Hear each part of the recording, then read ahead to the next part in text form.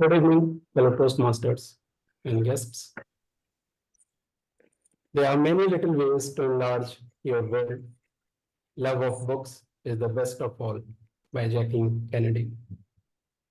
I also have a lot of loves for a book, and that is क्या why बोल रही I have all these books with वो me. कुछ चाहिए It is just 5% of all the collections,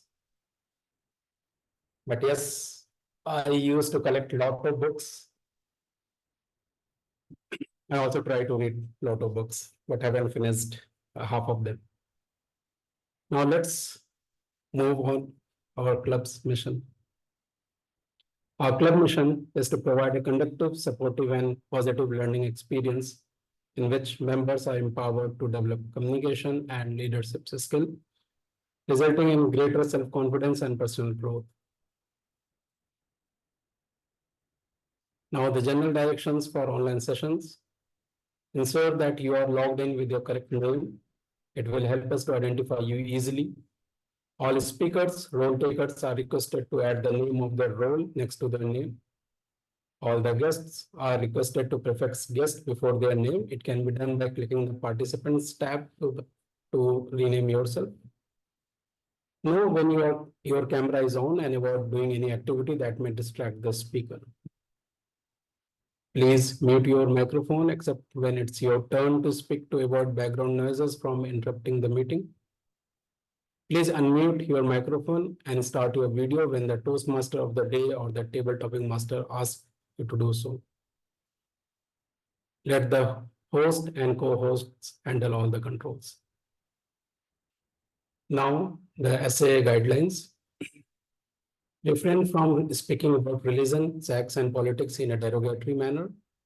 Avoid interjecting the speaker when he or she is delivering a speech, evaluation, or report. Avoid conversation in chat publicly when someone is speaking, as it may distract the speaker. Please raise your hand to volunteer during table topics session to speak. Look out for the green, yellow, and red colored cards on the screen. They will be displayed by the timer at the appropriate times. At the end of every segment, please cast your ballot when the host displays the polls on the screen. And that was the reason, Jatin, I have removed my background. I just wanted to show all these books because today's theme is book review. Now, I will put the background after this. Now let's move the next part. As I had the honor of asking someone on the stage who is the presiding officer of today's meeting in Toastmasters Club of Lucknow, a BBA graduate pursuing Masters in Economics, served TMCL as a secretary and VP membership, and now serving as a VP. Loves dancing, singing, drawing, painting, making craft, connecting with new people, loves spending time with siblings, watches horror movies, traveling new places, love cooking, and reading books. So please get your hands together to welcome our presiding officer of today's meeting, Toastmaster Archita. Toastmaster Archita, the stage is all yours. Thank you so much, Toastmaster Avnish, for this sweet and very detailed introduction. You mentioned each and everything what I love to do, and it's raining heavily outside here, so my network is not very good. That's why I'm not opening my camera right now. So, good evening, fellow Toastmasters and dear guests. I welcome all of you once again in the 157th meeting of Toastmasters Club of Lucknow. And I'm delighted to see so many familiar faces and warmly welcomes all the guests present here. So I'd like to talk Toastmaster Rakesh. Toastmaster Rakesh, please tell us something about yourself. Hello. Yes, madam. Yes. please tell me what do you do, and we have already mentioned from which Toastmaster club you are. So just tell us Okay, what okay. was the profession. Okay. Madam, I'm Rakesh Kumar. I'm based in Delhi. I work with National Insurance Company as regional manager, and I am Toastmaster for last 1 year. And I'm president of Central Delhi Toastmaster Club and VP Education of Kolkata Bilingual Toastmaster Club. And I my hobbies include spirituality, to read about spirituality, mysticism, meditation, and walking. This is all. Thank you. Thank you so much, Toastmaster Rakesh, for sharing. And it's a nice session. You are in the today you joined us. It's a very good thing. So let's move forward. I'd like to call Elios. Hello, am I audible? Yes, you are. So please tell us. I think you're joining us fourth or fifth time, right? He's talking to someone else. Maybe you should call Mobina or Sahil.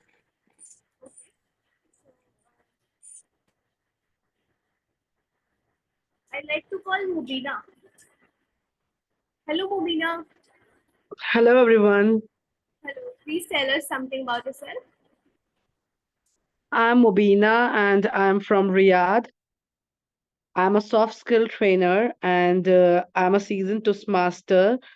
So I love joining different clubs and I really love meeting people and attending different clubs meeting.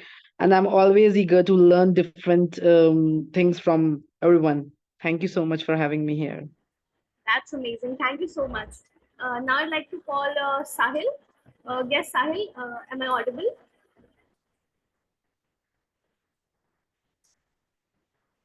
Okay.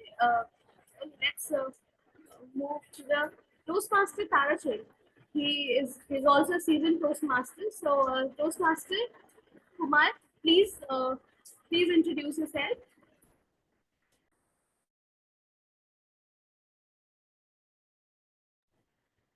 Hello, Toastmaster Kumar. Am I audible? Am I audible? Yes, you are. Okay. What do you want to know? My name is TM Kumar, Tarachat Mahendra Kumar. I'm a seasoned Toastmaster, having joined Toastmaster in '89. I finished my DTM under the old syllabus and now coming back to under the pathway. I'm from District 102, 102, Malaysia. Thank you. That's all about. Thank you so much, Kumar, for sharing, and that's great to have you here. For we are grateful that you are here. So I'd like to call Ganga Mai. Okay, I don't know, am I pronouncing it correctly or not? Please tell us the right pronunciation and also something also about yourself. Hi, am I audible? Hi, Archita. Hi, yes, you are audible. Yeah, hi. Sorry, I didn't get the complete question. Yeah, you are pronouncing my name correctly, Tangamai. So I'm here for the first time and I'm actually outside. So please excuse. I just wanted to attend the meeting and listen to all of you. You're most welcome. Thank you so much. So I think I've covered all the guests. We have Marutesh. Please connecting to audio. Marutesh, am I audible? Yes, ma'am. You are audible. Please tell us something about yourself and how you joined us. Yeah, hello everyone. I'm Marutesh. I, I'm I'm in the WhatsApp group, and today I come to know about the book reviewing session is going on, and so joined. Okay, thank you. You are a Toastmaster or a guest? Yeah, I'm Toastmaster. Okay, from which club? Storytellers Toastmasters Club. Thank you. Great. So today we have a special treat, and this session will feature a discussion on The 7 Laws of Success, which is a book that inspired countless individuals on this journey. And for leading this discussion, we have an exceptional speaker, an amazing lady who is not only beautiful and intelligent, but also a mom, an emotional intelligence trainer, and also practices hypnosis healing. Her insight provides to be both enlightening and transformative. And she is none other than our own club mom, Toastmaster Smita Kotkar. So, ma'am, over to you. Hello, Archita. Thank you. Thank you so much. Now I've really got used to my introduction with the um, tag name or the nickname of Club Mom. But thank you so much, everyone. I'm Smita Kotkar, as Archita has so lovingly spoken about, and I'm an emotional intelligence trainer, facilitator, coach. And now I'm studying to be a hypnotherapist. So since this meeting out here is one where we will be in a discussion mode, where we are here to discuss a book that is titled The 7 Spiritual Laws of Success by Deepak Chopra. So before we begin discussion, I would like a raise of hands of how many of you have gone through the book or read the book. That would help in further discussions. Jatin has done little bit. Okay, that's okay. That's okay. So we had shared the PDF in our members group, and some of you could go through a few pointers of that, and that's okay. That's perfectly okay, because out here when we are discussing, I want to have the PDF. Mobina, okay, we'll pass it on to you. Mobina, can you just share the phone number in the group, and then we will have it sent to you on your WhatsApp chat. Done. Great. So I would like to tell an outline about the book, not just an outline, about delve deep into the 7 spiritual laws that Deepak Chopra has mentioned, and how these laws can actually be applied by a common man, right? Ultimately, when we read a philosophical book, the idea is that can we apply this in our day-to-day life? So those are things that we would like to speak about. And I would love for you to switch on your cameras. So this is not a preachy discussion today.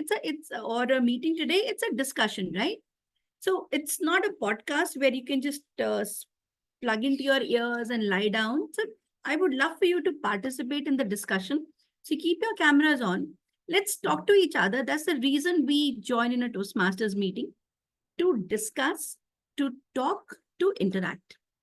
Okay, even though I understand it's a Sunday afternoon, a late Sunday afternoon, and you may be lazy. So just request you, and just for those who cannot sit up, then it's okay. But otherwise, if you could just sit up and participate, it would be lovely. So the 7 spiritual laws of success by Deepak Chopra. Okay, right. So the book begins by a wonderful quotation here that has been quoted from the Upanishad. And I would like to quote that also. Very relevant and very meaningful. It says, you are, and when it says you, it's for each one of us. You are what your deep driving desire is. For as your desire is, so is your will. As your will is, so is your deed. And as your deed is, so is your destiny. Implying again that each one of us have the ability to craft our destiny, right? And then it goes on to speak about what success is. And then it's defining success. Okay, so let's have it in the form of a discussion, right? So there are 7 laws here mentioned in the book. We'll take about 7 to 10 minutes to discuss each law. So I will tell you what the book says, and then I will request you to tell me your views on that particular topic. Done? Fair enough? Will that be okay? Before we go into the laws, the book begins by telling people what success actually means. So before I go into what the book says, I want your opinion. What is success? Can I have a few raise of hands and just an open discussion? We'll have 5 to 7 minutes on this and then go on to the laws. What is success according to you? Yes, For Sunil. me, Yes, Sunil. for me, success is to have a happiness. How much happiness I can have. That is only That's a measure of our success for yeah, you. yeah. Ultimate target is to be happy. Beautiful. Wonderful. Avnish, what about you? What is success? So for me, the success kept changing, but now earlier it was like getting good job. Then it went like having a good source of income. But after getting all these things, now finally I think that the true success is in being happiness, being with family and being happy. That's for me. How wonderful. Yes, Rakesh. Toastmaster Rakesh. What is success according to you? Remember, there is no right or wrong answer. This is very personal. There is Yes. absolutely no right or wrong answers, and all To the me, answers are right. that Yes, Toastmaster Rakesh. What is success according to you? Or what is success for you? yes, So there's some network connectivity issue probably because of the rains. Toastmaster Rakesh, may I request you to please type success it is down? that. Okay, success is. Toastmaster Rakesh, a kind request, please. Would you like to just type it in the chat box for us? Toastmaster Gangamai. Yeah, hi Smita. So Hi. for me, success is when I have achieved my dream and I live my dream. So for me, I define success, and my dream is to establish a school for children, and it's going to be one of a kind school. So when I achieve that, that will mean a success for me. How lovely. How beautiful. How wonderful. The one of a kind school. Okay. But Toastmaster Ganga, is she still there in the meeting? Yes, she is there in the meeting. Toastmaster Gangamai, during the course of the meeting, I would like you to keep this goal of yours, the success of yours in mind, and then please dwell on it as we go over the different laws, and please share your insights on it. Anybody else? Yeah, please do. Anybody else? Toastmaster Dilip, please just volunteer and speak your heart out. Remember, it is not our formal Toastmasters meeting where we are following that protocol. Here we are out here to discuss a book and get the most out of it. So just speak your heart. Toastmaster Dilip, would you like to say something? Madam, the success, it's very difficult to answer. Like once you get something which you like in your life, Yeah. next time that is like once it is fulfilled, next time again you have desire for more. For more. Very true. You cannot define it actually. Very So, true. yeah. Very true. It's like a never-ending course of life, right? You keep Right. adding one thing after the other. Okay, wonderful. Yeah. Please keep this word in mind, the desire part that you've just spoken about.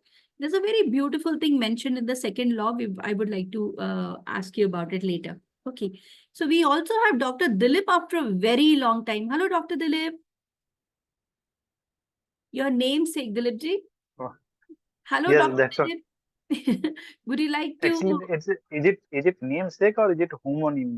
Which one is the correct No, word so actually? it's a namesake. What's a homonym? Namesake. Homonym is like the word bat, right? So one Okay. bat is that Chamgadar bat. Okay. Another bat Another is bat bat, is right? yes. So one word which has the same pronunciation but two different meanings is a homonym. Yes. Okay. Okay, right. Okay. So, Dr. Dr. Dilip. Philip, I think he's not there in the meeting room anymore. Okay, very well. So, according to the book, success is a continuous expansion of life and of happiness. It says it's a progressive realization of worthy goals. It is the ability to fulfill one's desires with ease and grace. I would like you all to note this word ease and grace. Okay, that success is something that the universe wants our lives to be easy. It wants us to live in ease and grace. It's a journey, not a destination.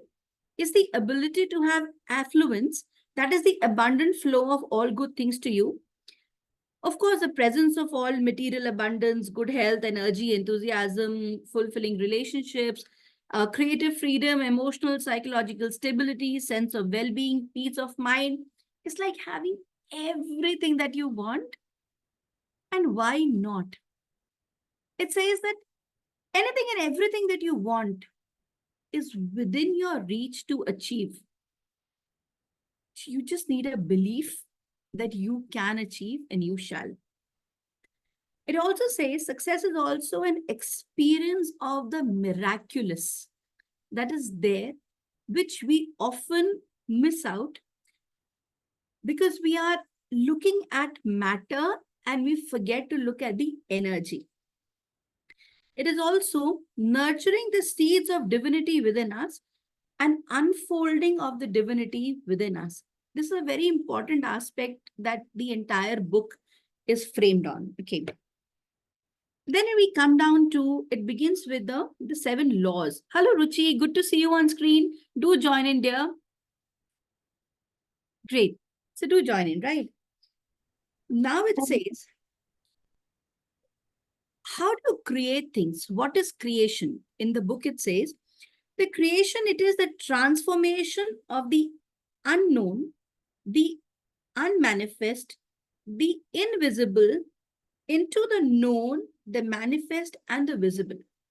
So the idea that the book follows and is that we are all, when we speak to each other, the things around us, we are just 1% matter. The entire universe around us is actually 99% energy. And when we begin, when we are trying to create from matter to matter, we are only able to create just whatever, it's a limited creation.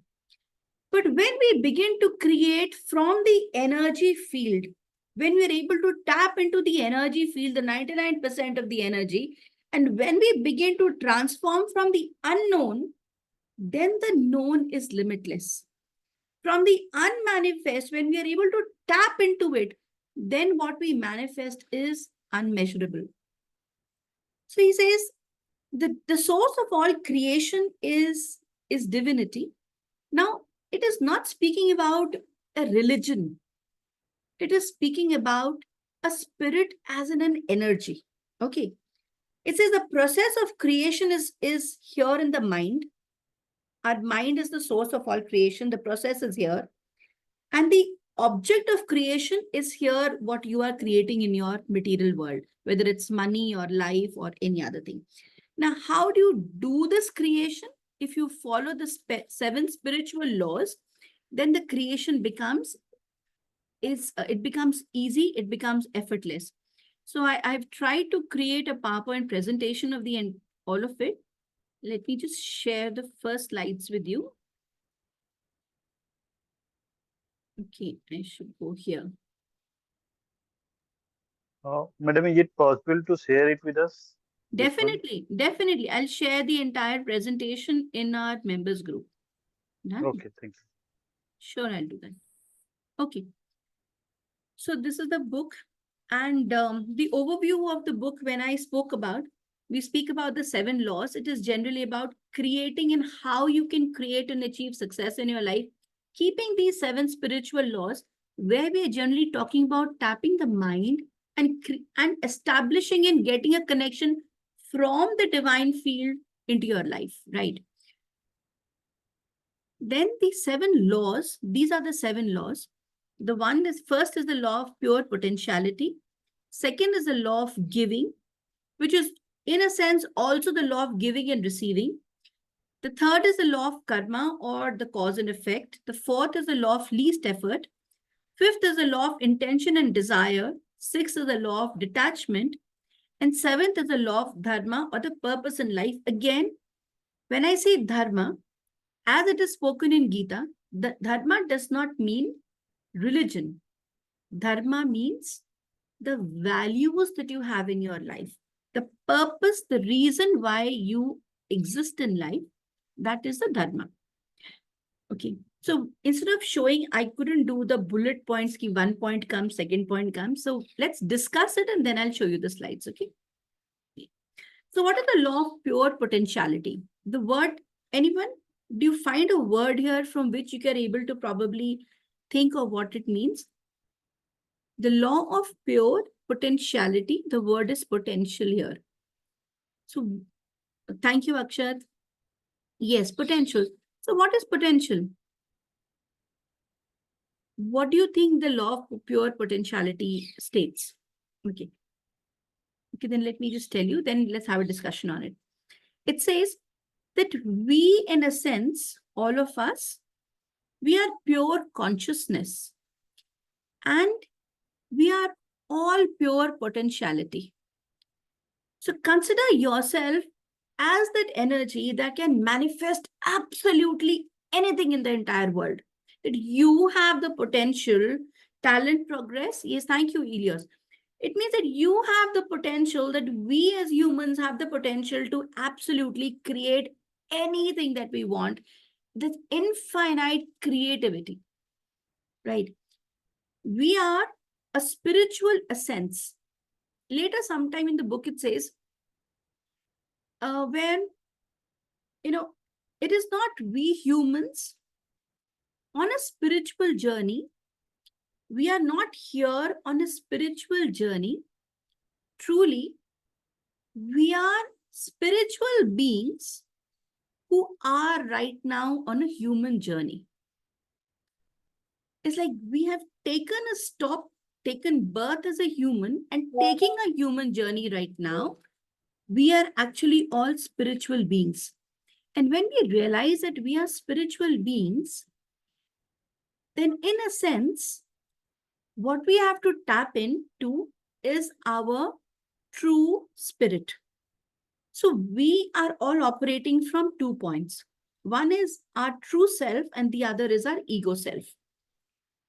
What is a true self? The true self is something where the internal reference point is always our own spirit. It is always our soul. Whereas, what is an ego? An ego is where you are focused on a self-image. You are focused on a social mask that you have over yourself. And you're focused on the role that you're playing. Let's say I'm the chairman of a company.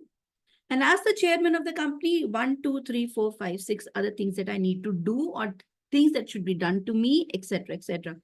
But being a chairman of a company, if I understand that I am ultimately here a spiritual being on a human journey, then I operate from a true self and I operate from a law where I know I can create anything that I want, giving the respect and the space to everyone around me to grow into their own potential.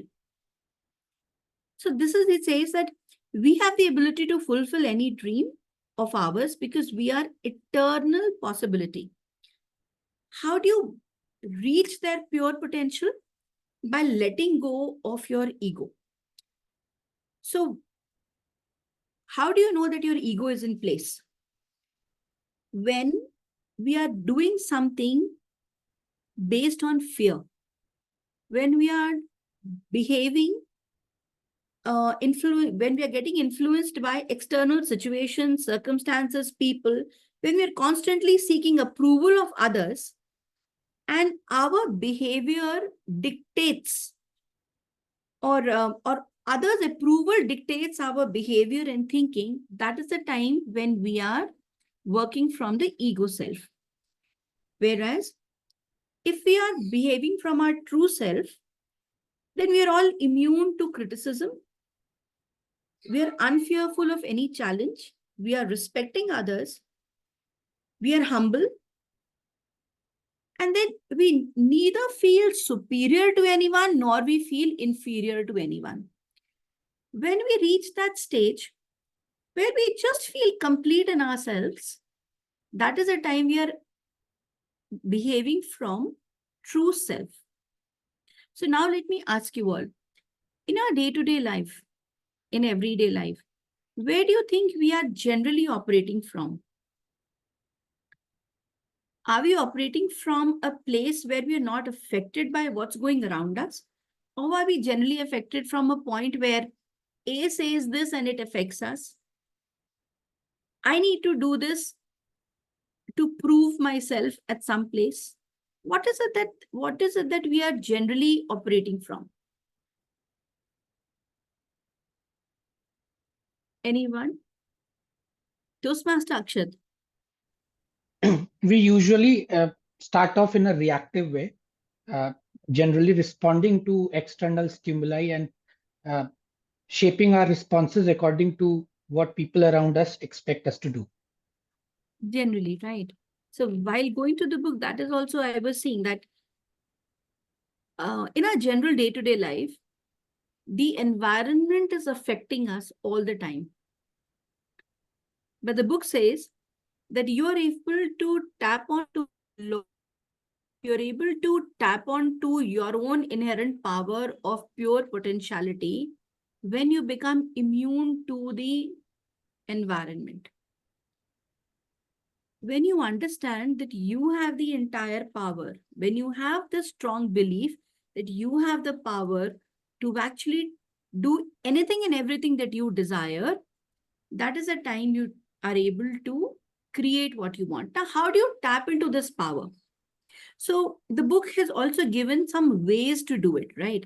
It has given some application, nice ways that you can apply this in your day-to-day life. Let me share it with you. Okay. So the next one.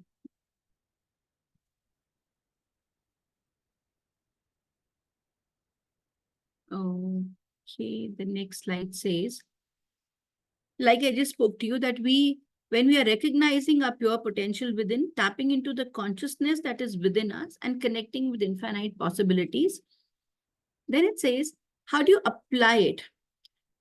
There are three ways it says that you can tap into your own pure potentiality.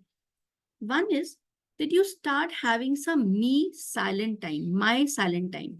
And that my silent time is when you meditate. I have tried to meditate. I have not been successful in doing it. And truthfully, I feel I don't have the time. Now you have to make time for it, even if it is 10 minutes a day. How many of you out here meditate? Does anybody meditate here? Yes, Can I have a raise of hands, please? I meditate, guided meditation. Wonderful. You do guided meditation. Archita says Archita, do you meditate? How do you feel when you meditate? Yes, I do.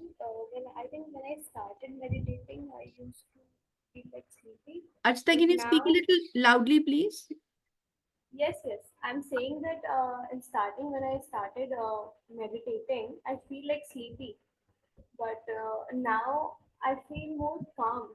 Like there is so much chaos in the mind between thoughts, so many thoughts. But when you meditate, it becomes calm.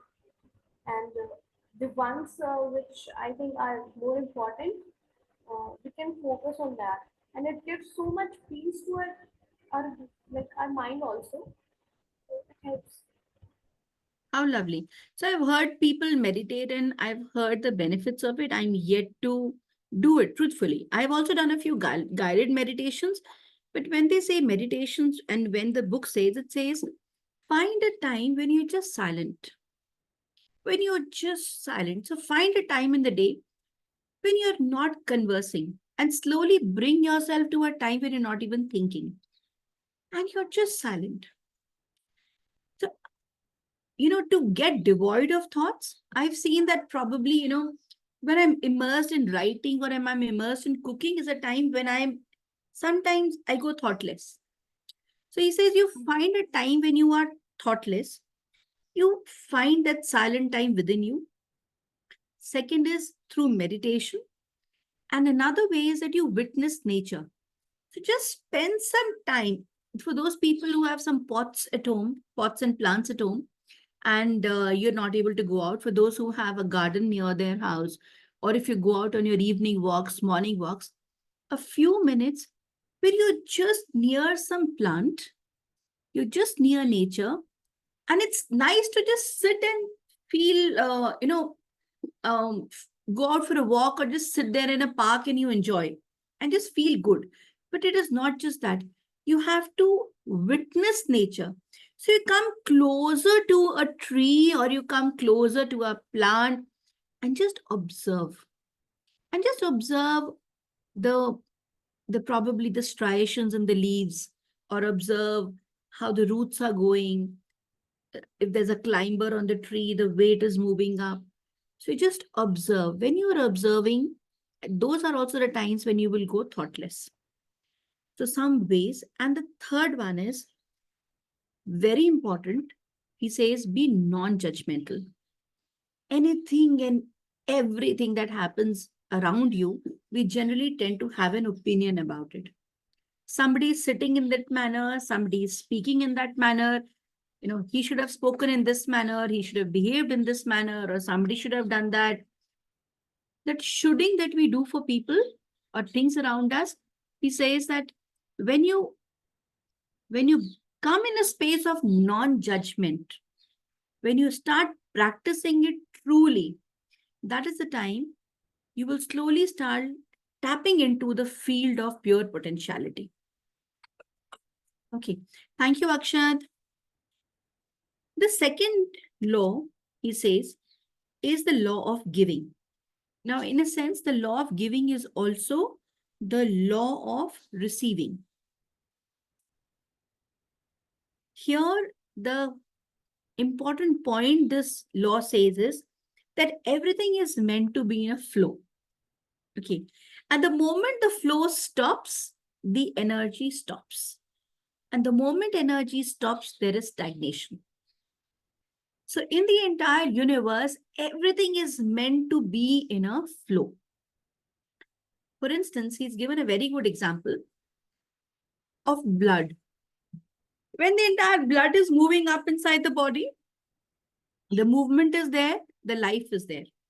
What happens if blood stops moving at some point? What happens? If at some portion in the body, the blood stops moving, what happens? Suraj, what happens?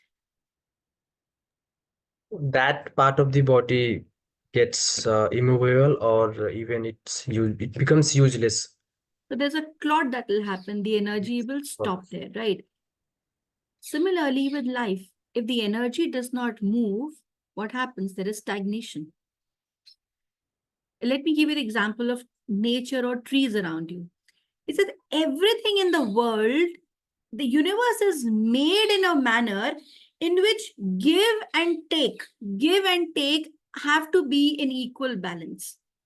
So when you are receiving money from somebody, you are doing some work for that person. If you're running a business, you're giving service to people and you are getting money in return.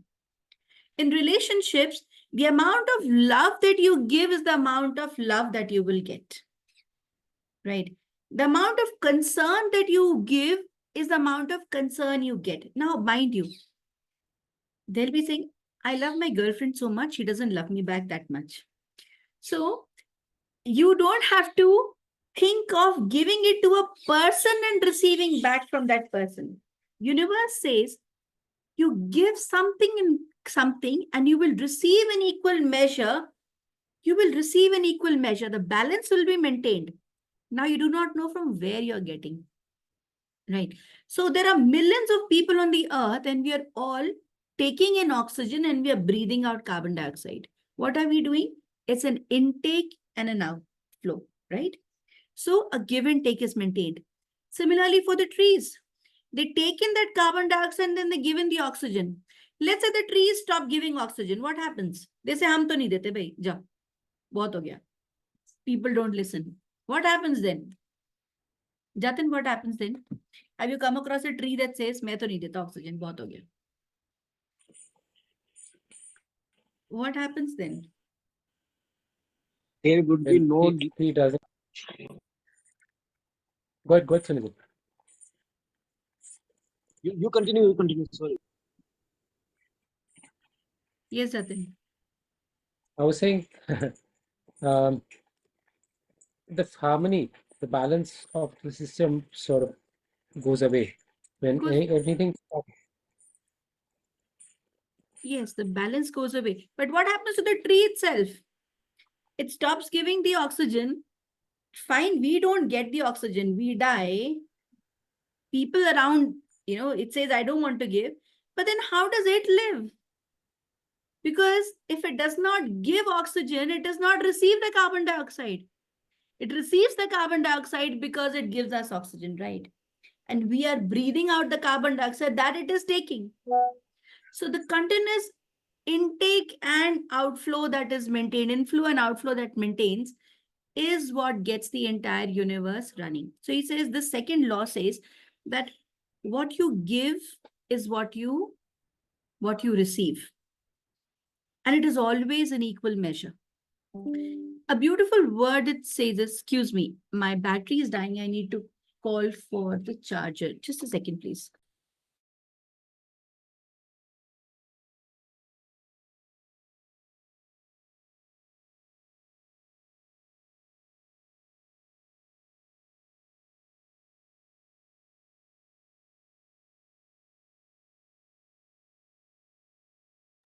Yes, I'm back.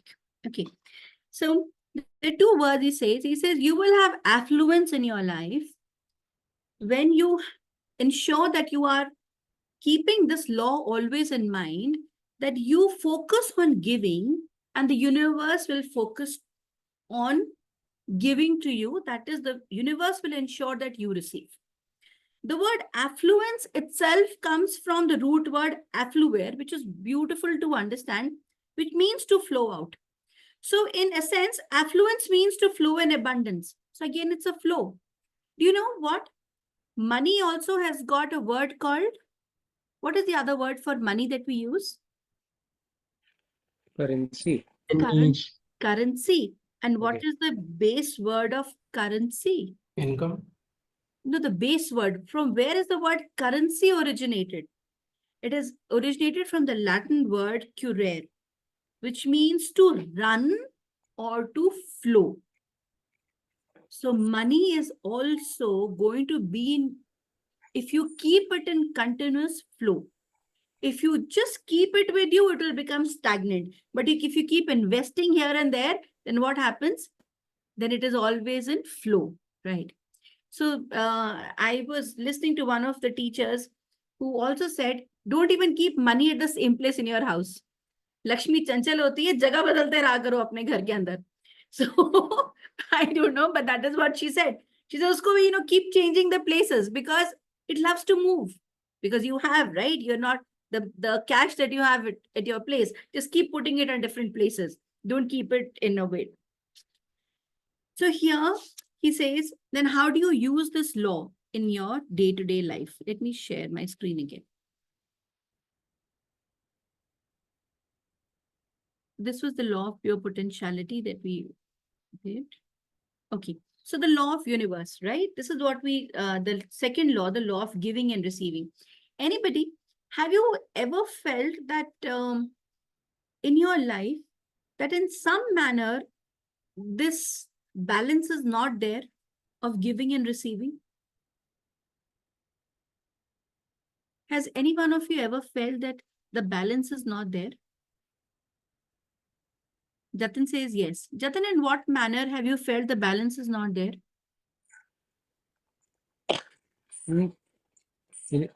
Okay, today being the Friendship Day. Happy Friendship Day, everyone.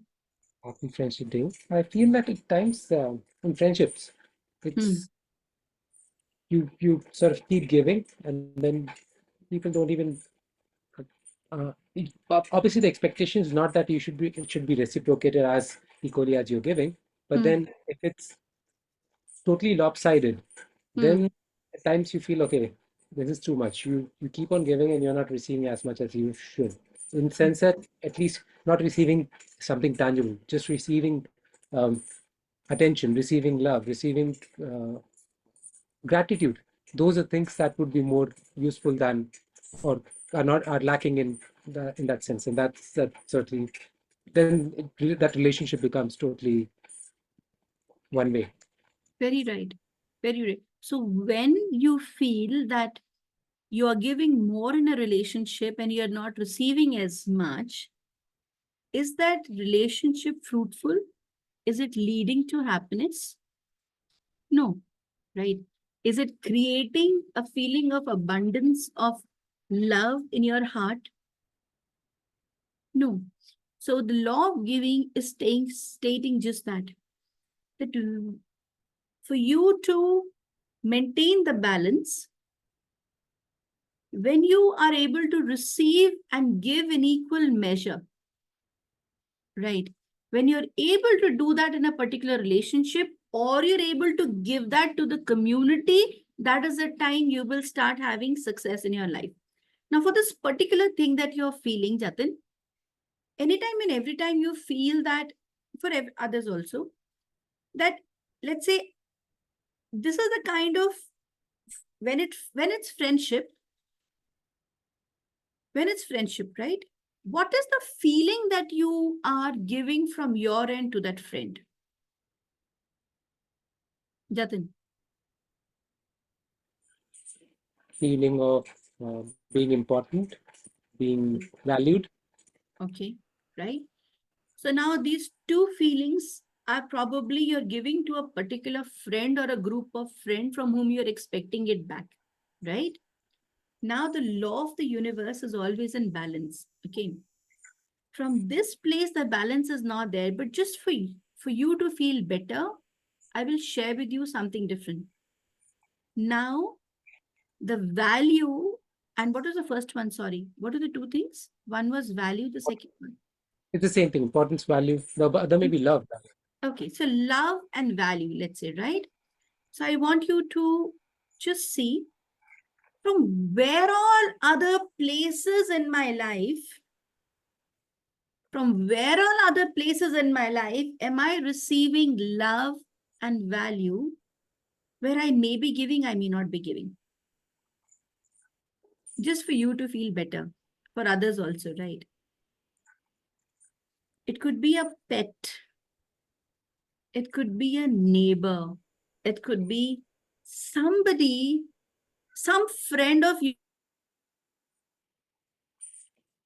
message every day to let you know that I'm there. That importance. So the universe always keeps things in balance for individual, okay? For an individual, it'll keep things in balance. So the amount you are giving, whatever you are giving, you will be receiving. Otherwise, the universe, the whole planet would start moving in a topsy-turvy manner. But this is a different discussion for another day altogether, right? But right now, when we are speaking about the law of giving, what we are saying is that at a particular place, for the exchange to be beautiful and free-flowing and for abundance to be created, the amount you give is the amount. How do I practice this in my day-to-day life? He says, wherever I go, I will bring with me a gift. Is something that each one of us should practice from day to one. Now, what is a gift? It need not be a material gift. Bring feeling giving. I will bring a compliment with me is also something that I'm giving in return for whatever I go. I'm going for a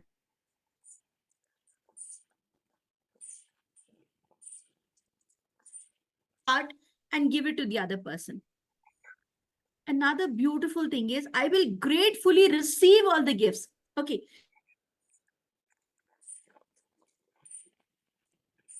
About, right? The second one, I'll need to stop share to see your expressions and ask what. How many of you, when you receive a compliment,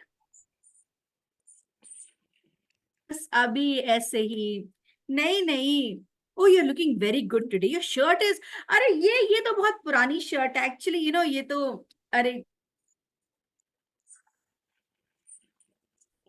you know what? You're sitting at an amazing place. ये तो पता है एक store room है सुनील जी, अभी हुआ था ये. Okay. So I will gratefully receive the gifts. So from today,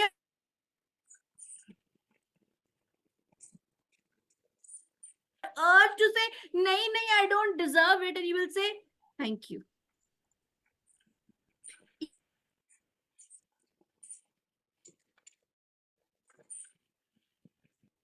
But you just have to gracefully and gratefully accept it and say, thank you.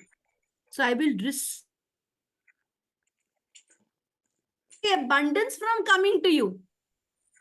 क्योंकि कॉम्प्लीमेंट भी तुम्हें आ रहा है, जैसे आप किसी और को दे रहे हो, वो आपके पास भी तो आ रहा है ना. अब वो कॉम्प्लीमेंट भी तो एनर्जी है ना. जरूरी थोड़ी कोई 5 लाख का चेक हमारे पास लेके आएगा तभी हम बोलेंगे thank you, thank you, thank you, thank you, thank you. जरूरी नहीं है ना, right? So it's energy, whether it is a compliment और it's a good wish, right? Somebody says, oh, I love you so much. Me? No, I'm not worthy of your love. Just say thank you. उसके बाद आगे कुछ देखना, but सबसे पहले thank you तो बोलो. Somebody considered you worth enough to be loved. Okay. So accepting, wherever I go, I will take a gift with me. The gift could just be a silent wish. It could be a material gift. And I will accept gracefully. Okay? So from today onwards, whenever we're meeting and we have those 10 minutes before our meeting or 5 minutes when we are doing a chit chat, we're giving compliments to each other.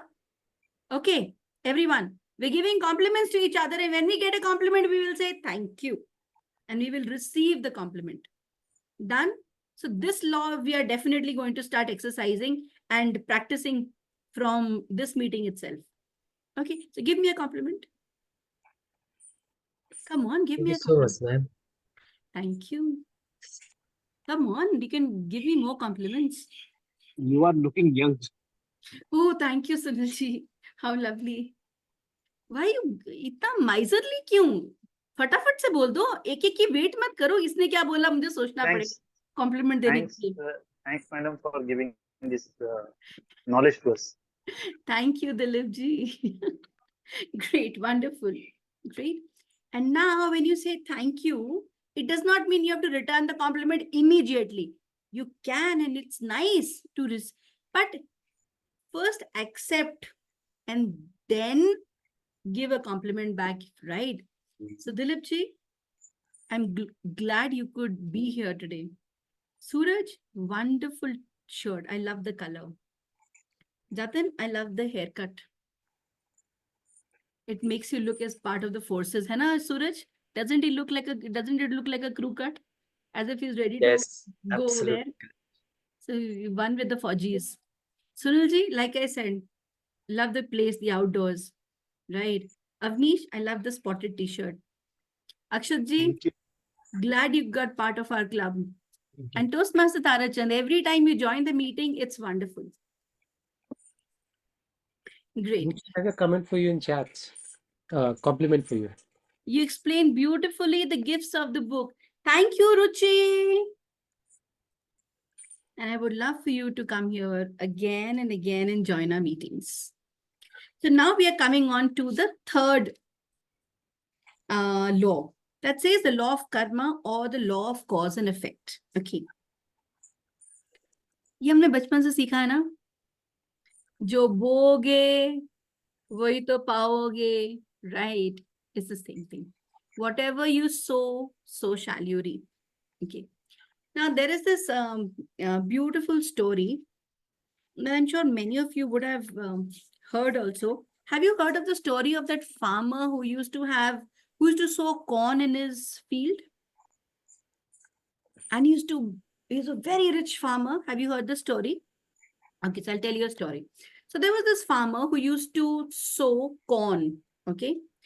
And he used to have abundant crop year after year, year after year, year after year. Abundant crop. And you know what he used to do? Whatever money he used to get after selling, he used to take a portion of it and buy similar great quality seeds and distribute it to all the neighbors and all the people whose farms were adjacent to his farm. Why do you think he used to do that? Some person called him. He says, why do you do that? You have such abundant crop, and all the abundant crop that you have, why don't you just focus on your earnings? Why do you always go and ensure that you give good quality seeds to people around you? Anybody, do you think why the farmer used to do that?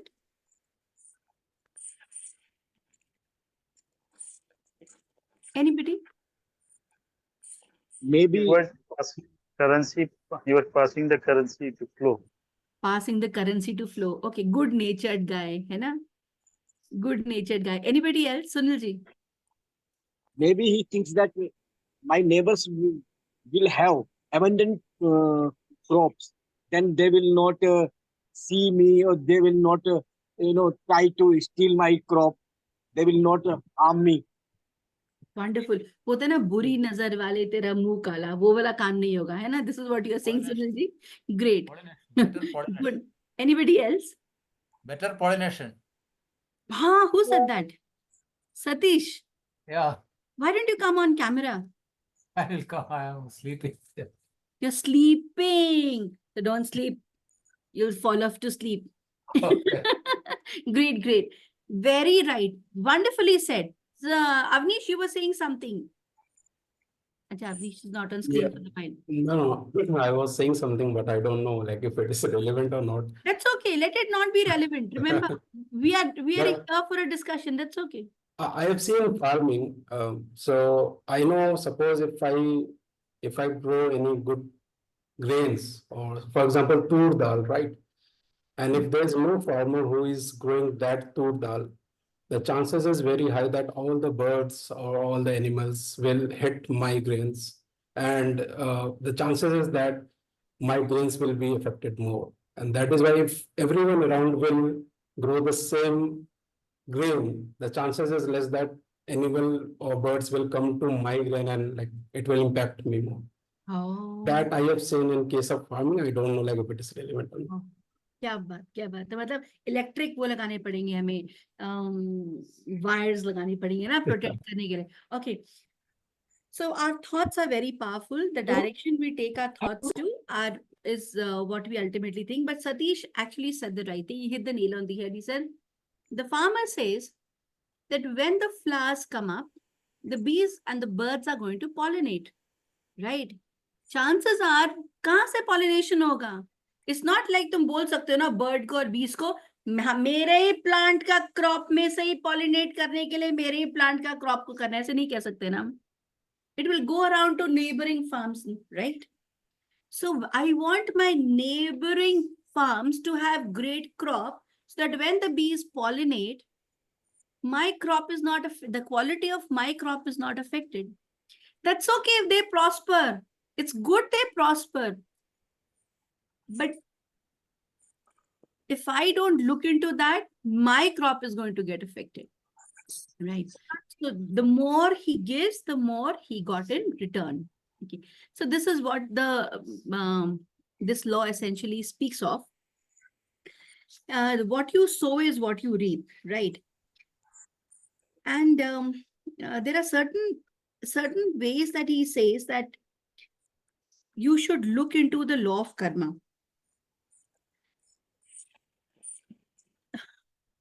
Okay. So how do you influence this law of karma into your life, right? remember one thing, that here in this world, whatever you sow, so shall you reap. Number one, right? But there are ways to look at it to bring happiness in your life.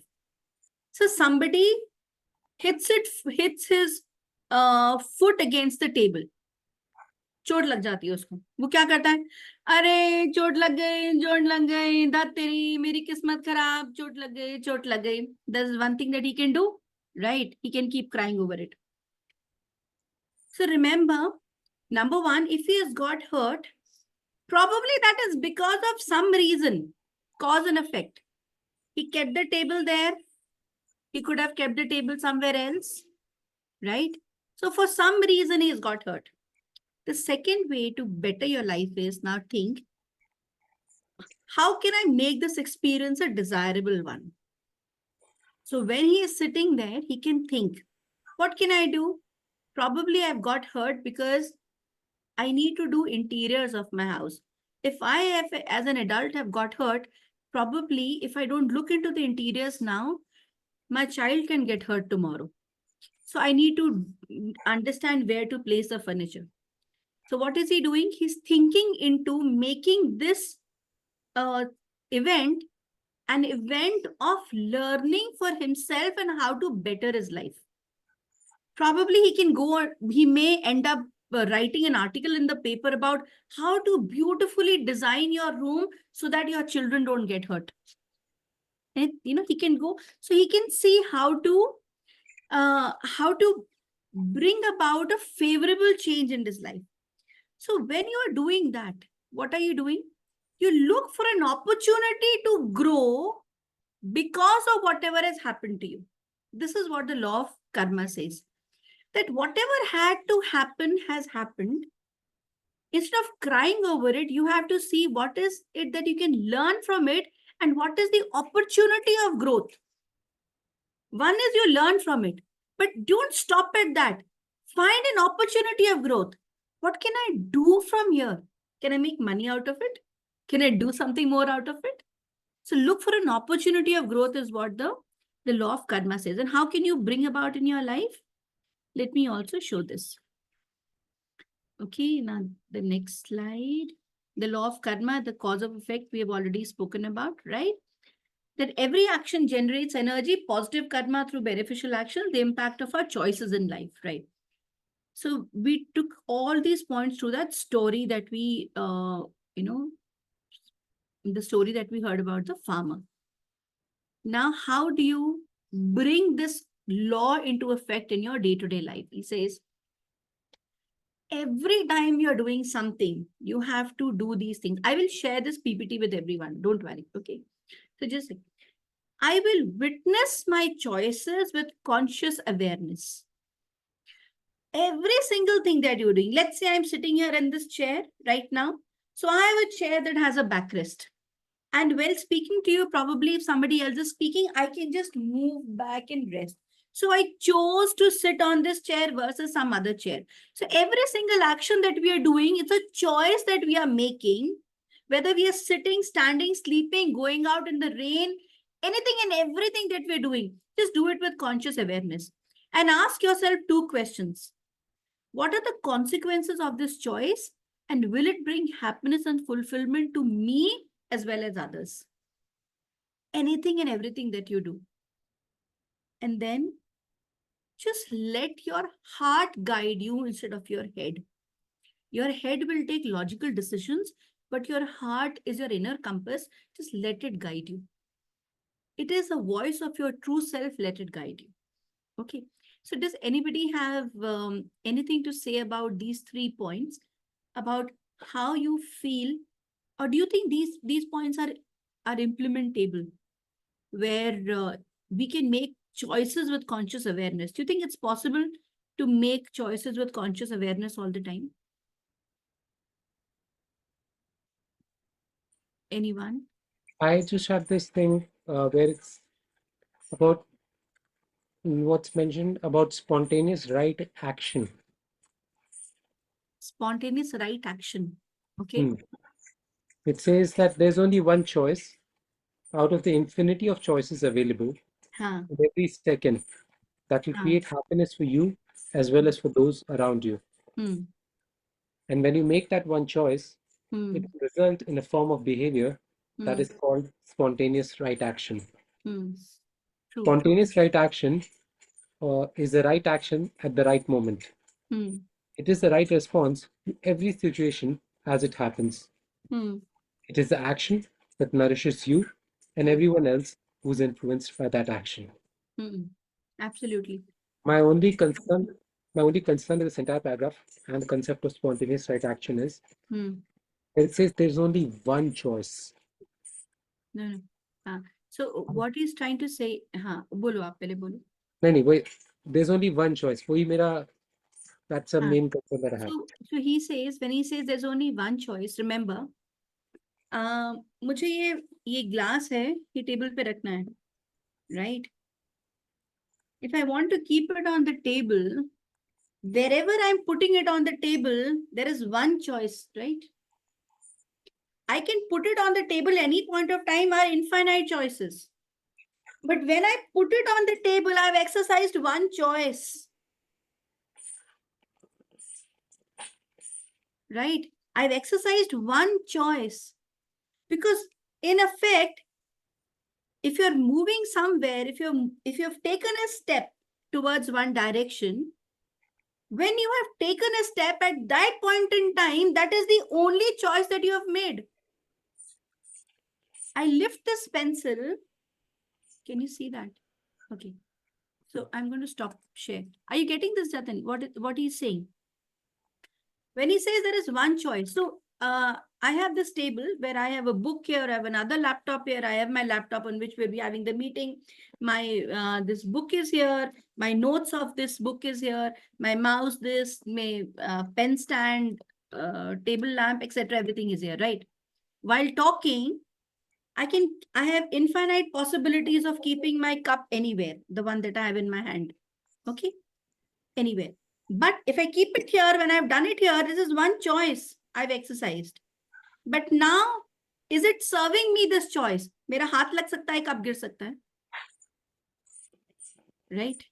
So when I take this choice, at that point in time is one choice. Now this one choice I have to see, is it serving me? Is it bringing me happiness? Is it bringing happiness to another person as well? ये गिर जाएगा, मेरा हाथ लग गया. Oof, my son is going to kill me. His books are here. Right? So it will not become. So when I keep my cup, I have to see that I keep my cup at a place where I can pick it up also, but at the same time, I ensure the laptop is safe, the things around me are safe. So that one choice will have all the other aspects. Now that one choice does not mean वो ही point पे cup रखना है. नहीं, ऐसी बात नहीं है. Right? I can keep it 10 centimeters here also. But then again, that is that one choice. So when he says it's that one choice that you're doing, so in life, we will not have a table and we'll not have cups and we'll not have a 10 centimeter area, no? Or a 10-inch area. In life, when you are doing, keep these 3 points in mind. And what were the 3 points? These 3 points in mind. There. Number one, whatever choice you're making, you make it with conscious awareness. कई बार होता है ना, हम लड़ाई करते हैं किसी से, घर पे कुछ बातचीत हो जाती है, बोलते यार मैं तो ऐसे ही बोल दिया था, तुम बेकार में अपना मुंह फुला के बैठ गई हो. मैं तो ऐसे ही बोला था यार, I didn't mean that यार. Right? We're talking to somebody. किसी फ्रेंड को बोलते तो बेकार में ही बोल रहा है यार, I didn't mean it. So at that time, I was not consciously aware of what I was speaking. So anything and everything that I'm speaking, before I make that choice of speaking, I am looking into the consequences of that choice and whether that will bring happiness to me and to others, and I will let my heart guide me. Now, in our day-to-day life, it is when we are doing things spontaneously, when we get into the habit of just being consciously aware of what we are doing, slowly and steadily, we will reach a point where I will start tapping into this potential of mine to actually make a choice that will not harm anybody else, which will bring happiness to me, where I will be doing things guided by my heart. It's a practice to be followed. It does not come almost immediately. The next one, anybody else? Any other um, points that are coming to your mind about this? I understand. We are saying Ah. another, I use the same analogy, is in life, basically what we are saying is at every instant we have this possible actions that we can take, which are our choices. And what the choice, once we witness those choices impartially, and then take the right action after thinking about those two things, which is what are the consequences and will this bring happiness to me and those around me. Then saying, yes, there is an action that I can take. Action that I need to take this should bring happiness to everyone, to me and around me. Now, that would become the spontaneous right action. And if I use the same analogy, say, yes, lifting the cup and then keeping it somewhere where it is safe for everything that's around me and for myself is the spontaneous right action. But just like in life, just like on the table in life, there would be that area which would be a safe area. So there is that area or range of actions that I can take, and it's just one spontaneous right action. So why define it as that single choice that is the spontaneous right action that will create happiness? Can't there be one more than one actions that can create happiness for people, for me and around me? And that not all those together become the set of spontaneous right actions? So the only way to test it is through experience. So why not, we are meeting next week, right? We are meeting on Sundays we meet. So let's say from this week to next week for the next 7 days, why don't each one of us make a note of the conscious choices we are making and then just see or whatever we have done or spoken or said something and something that has happened, that if you're fulfilling these things or not, and the kind of effect it has happened or effect it has brought about. The reason when he said all this is to bring your true self into a state of equilibrium where you start evolving as a person, because what he says in the book is that the ultimate idea is that we are all looking for success. We're looking for material success. We're looking for spiritual success. To be able to attract all of this, I need to somehow electromagnetically align my inner being or raise my own consciousness, right? To be able to attract all of these. That is what he's wanting to say. And one way of doing is through this. And I was thinking of an example. Yeah. Because other thing that came to mind is we all often talk about is you cannot please everyone, right? Don't try to please everyone because you will end up burning yourself and you will end up trying to do things which are not happy. And here we are talking about, oh, find the right action that will create happiness for everyone around you. Let's see. And So am I audible? Yeah, you are. I got So a practical example, practical example. Yes. So something that happened recently, yeah? It's very contextual. Jatin, Yes. you are understanding the subject. Please explain us later. Yes, Jatin, go on. It's a good discussion. Lovely discussion. We were supposed to find the date for club contest. Club level ISC and table topics contest had to be finalized. The date had to be finalized. Every week, we will ask the club members to vote. Please vote for the date which is preferable to you. First of all, you end up following up many times in order to just get people to vote, right? Because you are trying to do the best for everyone there. Then finally, when you have enough number of, not everyone voted at all, but once you had enough votes and you could build say that you have majority, one or the other person had a problem with when should it be conducted. Out of this whole process of trying to find the club level contest date, we ended up taking a month to decide. In the end, in trying to do the best what was for the club and members, we ended up having an argument with the area director and the division director because they were the ones who were supposed to conduct and they were having problems in our delay. Now, in this process, what is the right action? What is that spontaneous right action that should have been taken in order to create happiness for everybody who's around? Well, I think what the author out here is trying to say is not, again, like you said, you cannot please everyone, and that happiness, when he says, he's meaning that you should not hurt somebody to an extent that that hurt causes a trauma to the person. So in a manner where you have uh, probably either physically hurt the person, or you have hurt to cause some sort of a distress the person can't get out of. So this is what he says.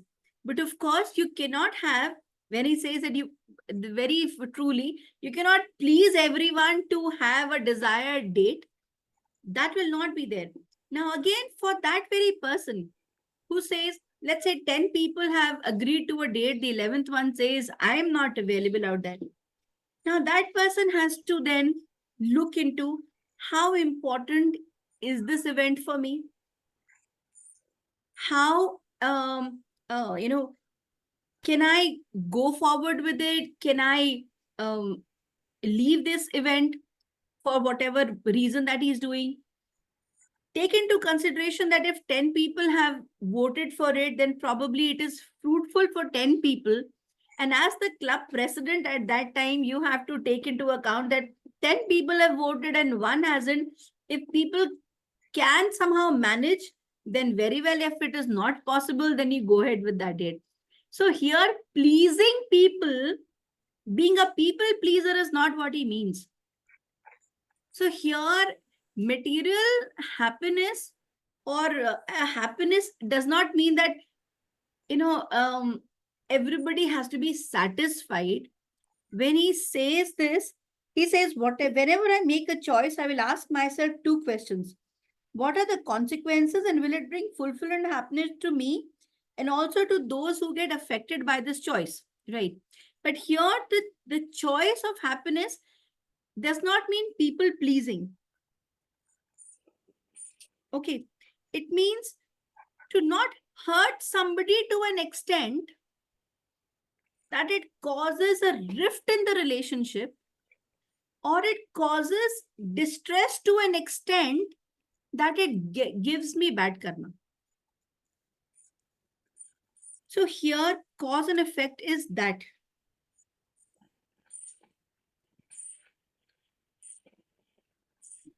What do you say? I'm also trying to search for the line that you were saying. I have the book in front of me. It's just the next paragraph where it mentions about the two questions, and the choice should not cause distress. The next paragraph starts with there's only one choice. And that's, first of all, my first point was there's only one choice. I had the whole contention with that there's only one choice. But then also, now that I thought about it more, the idea of having that choice that causes happiness around to people. So I think it's also expecting everybody to be in that state, in that ideal state that yes, if there's something that's being done by the person who's taking that action, you are realizing that that action is being taken in order to support action. So in the end, again, going back to the example, practical example, right?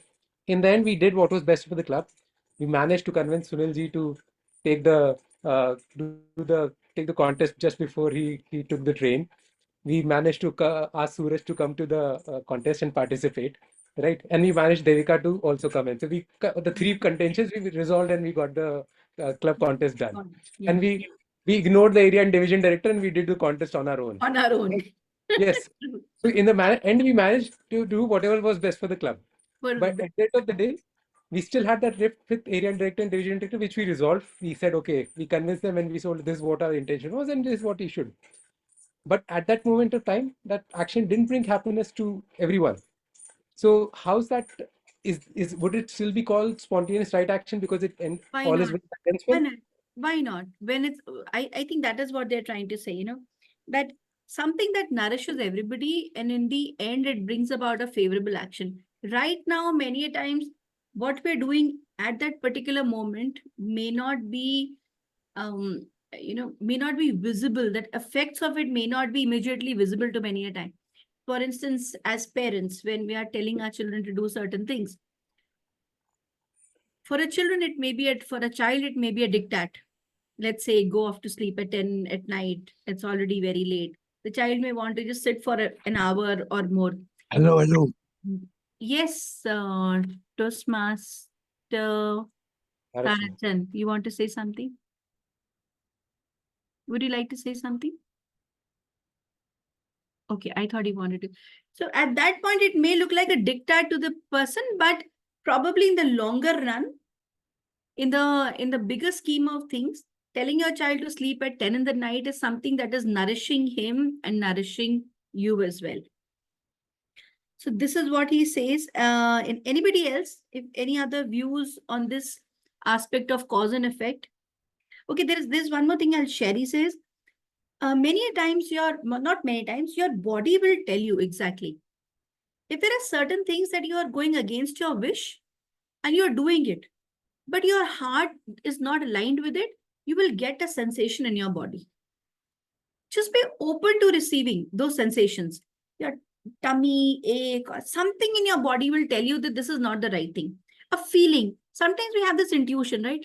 पता नहीं यार, vibes नहीं सही आ रही है, ठीक नहीं लग रहा, कुछ तो गड़बड़ लग रहा है, कुछ तो लग रहा है, क्या है पता नहीं मुझे. I have no idea, but कुछ तो है. So those are also the times when your body is trying to tell you, or your heart is giving you messages that this is not right for you.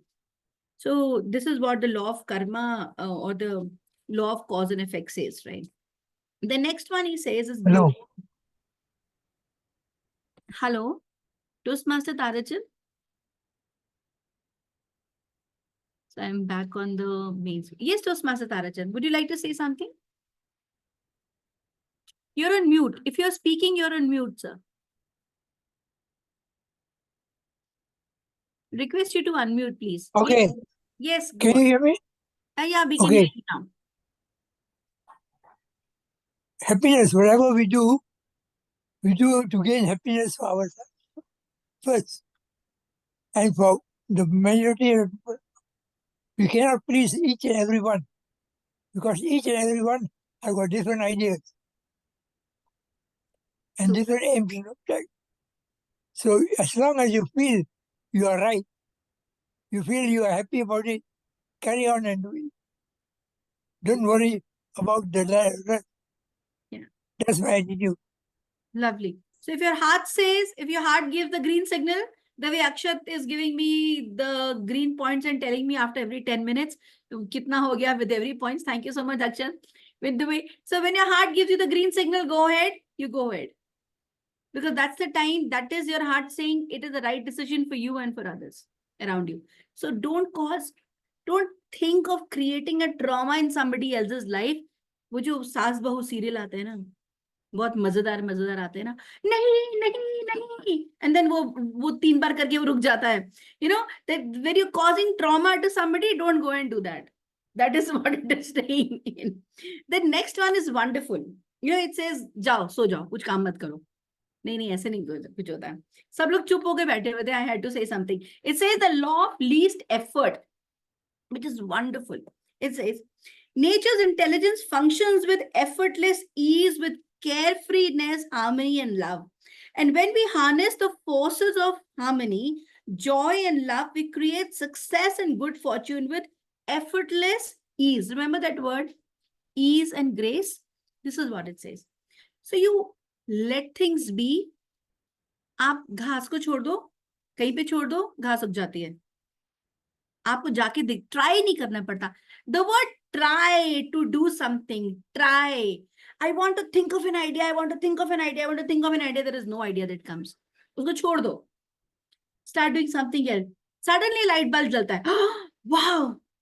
किस किस को हुआ ऐसा? Has anybody experienced that? That when you just let things be, an idea comes up. If you're trying to work on something for a few days and things are not working out, just leave it. Leave it. Our subconscious mind has the capability of finding answers to absolutely everything and anything in the world. Right? if we just let it be, if we stop the try, so that word try, उसको dictionary से निकाल के हटा देना चाहिए, आपकी life की dictionary से हटा देना चाहिए। वो जो try try try and you succeed है ना, वो try try try try infinity time चलता रहता है। ओके, फिर उसके बाद सक्सीड करने के लिए नहीं चाहिए। So what you do is we want success and we want good success and we want success to come faster to us. So what is that? How do you achieve that?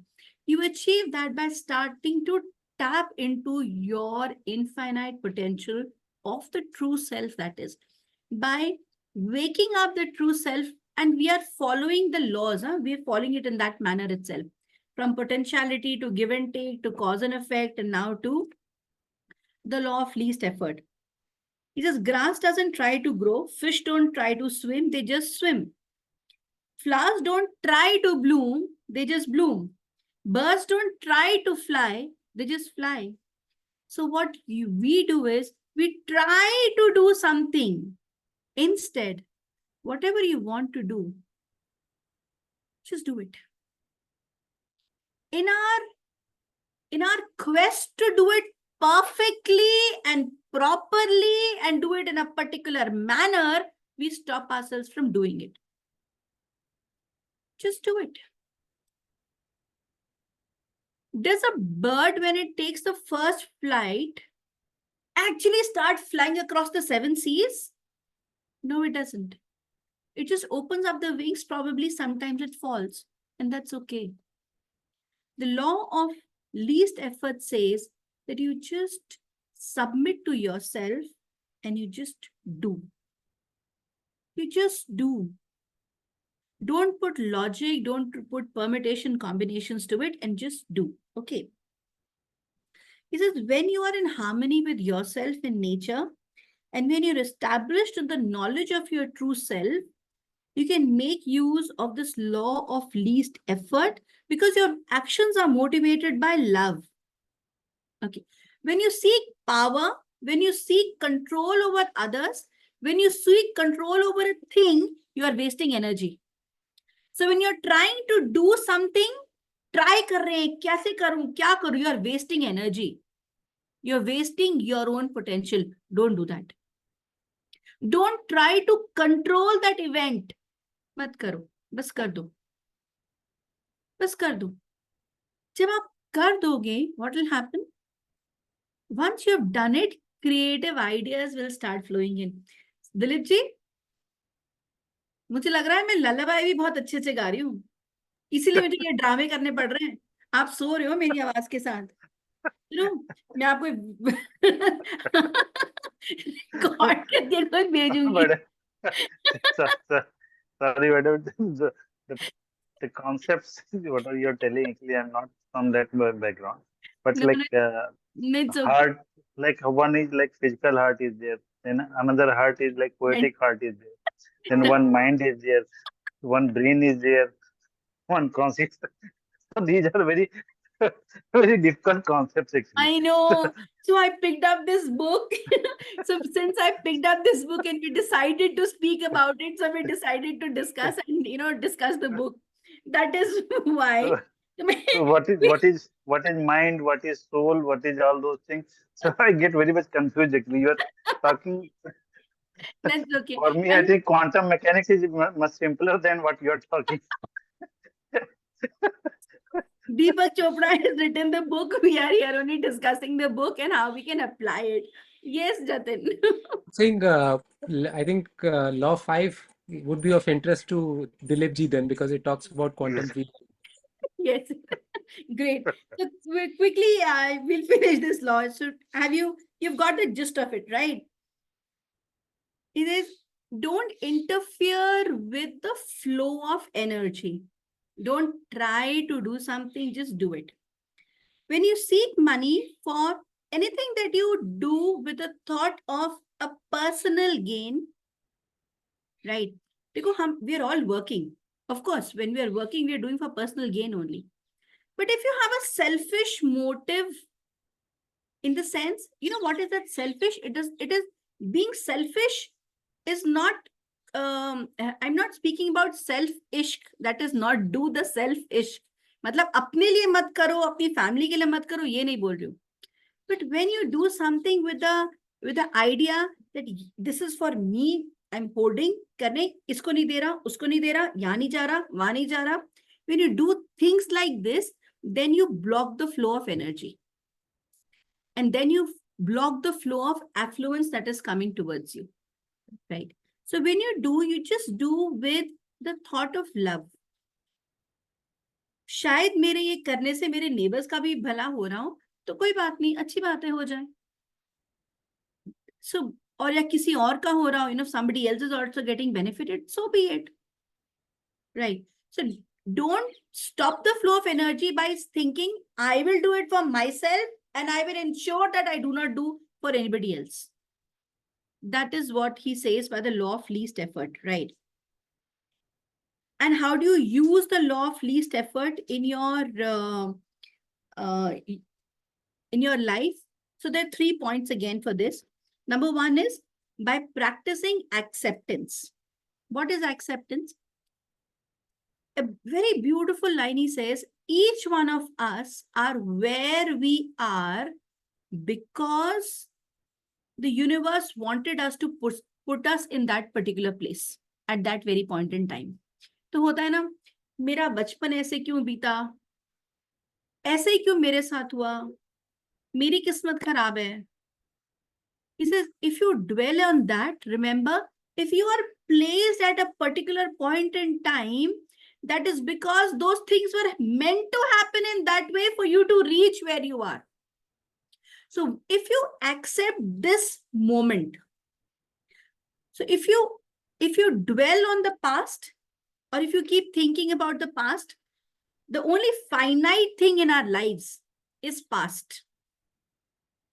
Because we know about, हमें पता है क्या हुआ, हमें पता है कब हुआ, हमें पता है कितना हुआ. So that is the finite thing we have in our lives. But what is not is what is there in the moment. Do I know at this minute light नहीं चली जाएगी, मेरा लैपटॉप वो पूरा पावर नहीं हो जाएगा? हाँ, मुझे पता है कि मैंने शायद भी लॉग इन कर लिया, बट क्या पता नेटवर्क फेलियर नहीं हो जाएगा. So just be open to infinite possibilities of the present moment. That is all that it says. It says just accept where I am. This is where I was meant to be. That's all. So acceptance of the present moment will bring the law of least effort into your life. फिर सोचना नहीं, बस जो है, let's say हम बाहर गए खाने के लिए, क्या खाएंगे क्या खाएंगे क्या खाएंगे, the whole family goes out, we'll all decide and go, and we went there. रास्ते में बारिश हो गई, टपरी पे कुछ खाने में, टपरी पे चले गए, वहां समोसा या पकौड़े बन रहे थे, वही खा लिया. Least effort. It does not mean that you don't plan your goals, that you don't work for it. You make that plan, but bring the least effort into existence, where इस मोमेंट में जो हुआ वो ऐसे ही होना था. Right? Then take responsibility for your actions. This is point number 2. I will not blame anyone for whatever has happened to me. Now, this is a very, very, very important thing in life, for which we can do an entire session also, you know. The moment I get into the blame frame, I get into my ego frame. Now, I have lived my entire life, or let's say 90% of my entire life, 90% तो ज़्यादा हो जाएगा ना. Let's say from the time I've got married to till now, और उससे पहले से भी in blame frame. मेरा बचपन ऐसे क्यों निकला? Why did mom dad do this to me? Why was I here? Why couldn't they do to me? After marriage, why do I have to move out with my husband? मुझे क्यों जाना है? मुझे टाइम्स की नौकरी छोड़नी पड़ी. क्यों छोड़नी पड़ी? I was an announcer with Doordarshan. मुझे क्यों छोड़ना पड़ा?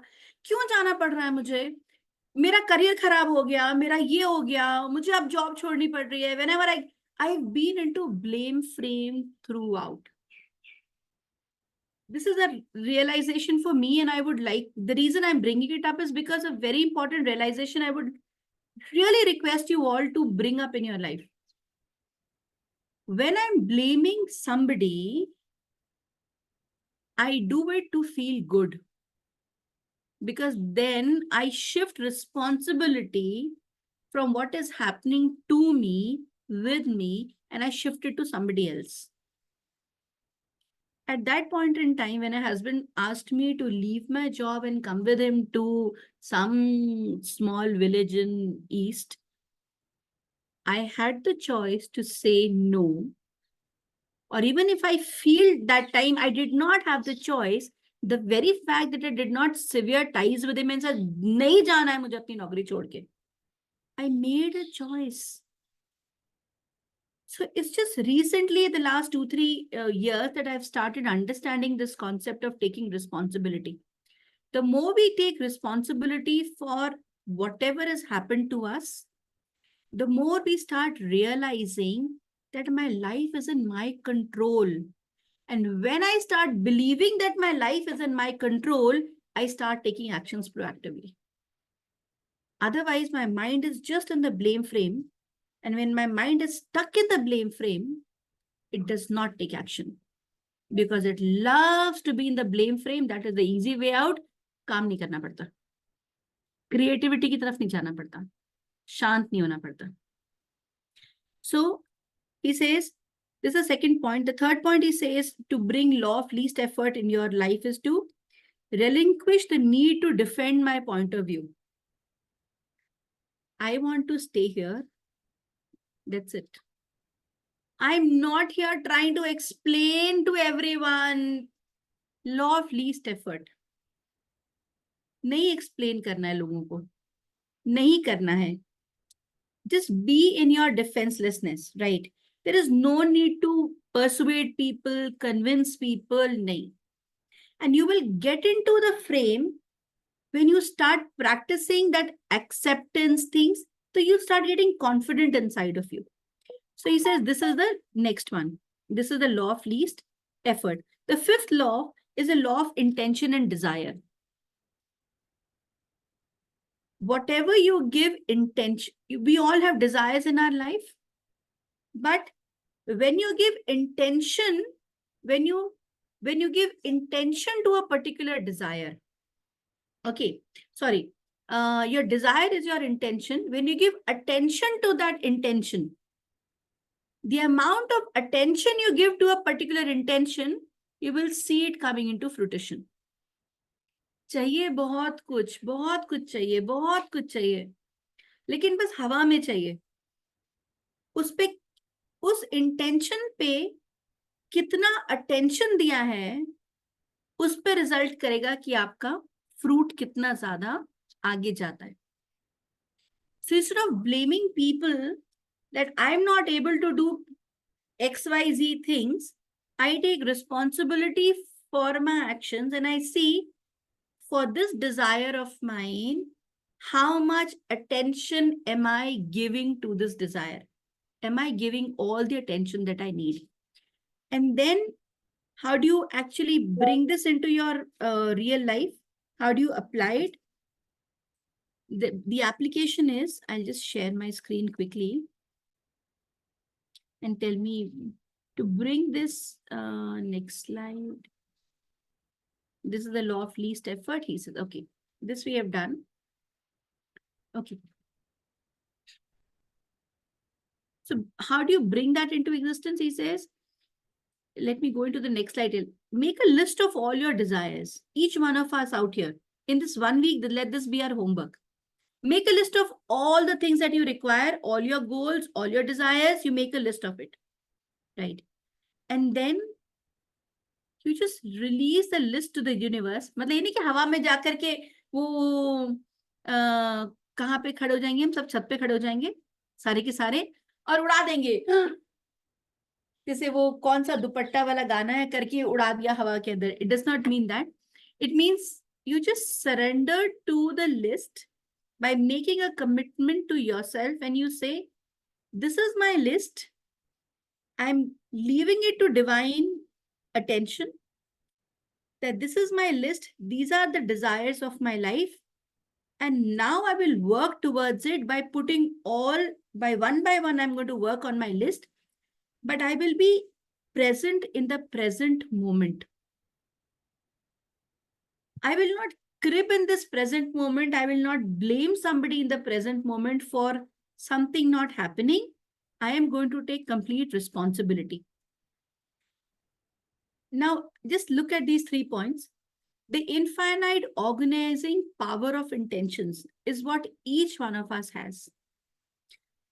Now, when you focus on a particular thing, वो गीता में भगवान जी का कौन सा वाला है? कृष्ण जी हर जगह कोट करते हैं. क्या बोलते हैं कृष्ण जी? क्या बोलते हैं? कर्म वाली चीज को क्या बोलते हैं? बहुत फेमस डायलॉग है ना, हर जगह सुनने को मिलता है. पुत्र क्या कर और क्या मत कर, एक वो वाला होता है ना, बहुत अच्छा डायलॉग. कर्म कर फल की इच्छा मत कर. एब्सोल्युटली, कर्म कर फल की इच्छा मत कर, ये वो वाली चीज है. Whatever you desire, it doesn't say don't have desire. You have intentions. You want to, excuse me, make a list of 10,000 things, million things, make it. But don't be attached to it. So attached to it मतलब अगर ये नहीं होगा तो I'll be very sad. नहीं होगा तो I'll be very sad. वो मत करो. You focus on your desire by putting all the laws that are there. And then you harness your infinite potential in your deep, in your true self, and you create it. कोई एक चीज से लेके तो करना पड़ेगा. इतनी लंबी चौड़ी हमने बातचीत कर ली है, तो I think all of us will have to actually take one desire. We'll all have to take one desire, and we'll have to see how to bring these laws into effect and take it into fruition. Okay, ये वाला सारा. Let's make a roadmap to do all of it, where you focus your attention to it. When you focus your attention to it, you take all responsibility towards it, no blame, no nothing, and see what is it that you will do. And at that time, you just go and do it. But just do it. Amazing हुआ नहीं हुआ उसको छोड़ दो. Just do it. The next one is the law of detachment. Detachment is again that whatever you're wanting, ये वो वाला है, सन्यासी बनने वाला. सब मोह माया छोड़ दो. ठीक है, सब कुछ छोड़ दो.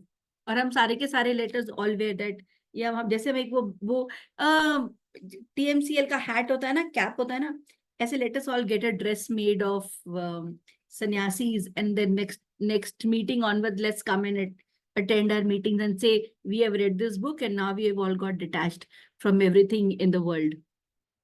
करेंगे ऐसे? What say you? अरे तुम्हारी नींद उड़ाने के लिए कुछ भी बोल रही हूँ. चलो कुछ बोलो, participate guys. I'm the only one talking for the last 1 hour. अक्षत ने भी कैमरा बंद कर दिया, सूरज ने भी बंद कर दिया अपना camera. No, Smita, I'm here. I wanted to discuss 2 ideas, like Yes, please. which were discussed in the light of this book. हाँ. The first one is that as you sow, so shall you reap. And the second one that we discussed briefly is the universe wanted you to be in a particular state, and that's why you are in, right? So especially when you are in a bad mood or a bad state, things are not going good for you. So I see a problem over there because these thoughts seem to be in conflict. How do you justify that bad state? Is that because of your bad karmas, or is that because the universe wanted you to be that state? Okay. So how do you go about reconciling? Okay. So I thought over this. अब मुझे एक example दे दो आप पहले. Give me a specific example. I mean, not sure. Could be like, I'm stuck in a traffic jam. Okay. Because I started late for office, and that's why I met the peak hour traffic. तो cause and effect आ गया. आ गया. ठीक है. Now, how is it serving me? Right. I'm stuck in a traffic jam. So what can I do?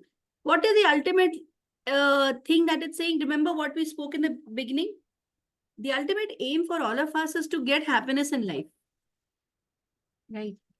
Now, when I'm stuck in traffic jam, now I have 2 choices. Honk, honk, honk, honk, honk, honk, honk. मुझे भी पता है उसके आगे 10 गाड़ियां हैं, वो भी नहीं जा सकता है, लेकिन किसी पीछे वाला हॉन्क कर रहा है, मैं भी हॉन्क हॉन्क हॉन्क कर रही हूँ, कर सकती हूँ, one option. Second is, what can I do? I'm stuck in a traffic jam. What can I do? I'm missing a meeting. I'm missing out a what is it? Target or some deal where if I don't reach in time, I'm going to miss this deal. Right? कुछ हो गया, बहुत बड़ा हो गया. But I'm stuck here. There is no way out.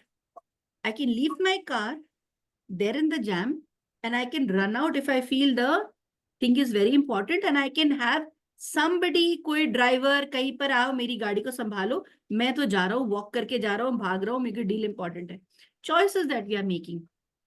Or I'm sitting down at that time and thinking, there is definitely some reason why I'm missing this deal. So if I have faith in myself and if I have faith in the universe, then I say whatever happens, happens for good, and I just be in the present moment that I'm stuck here.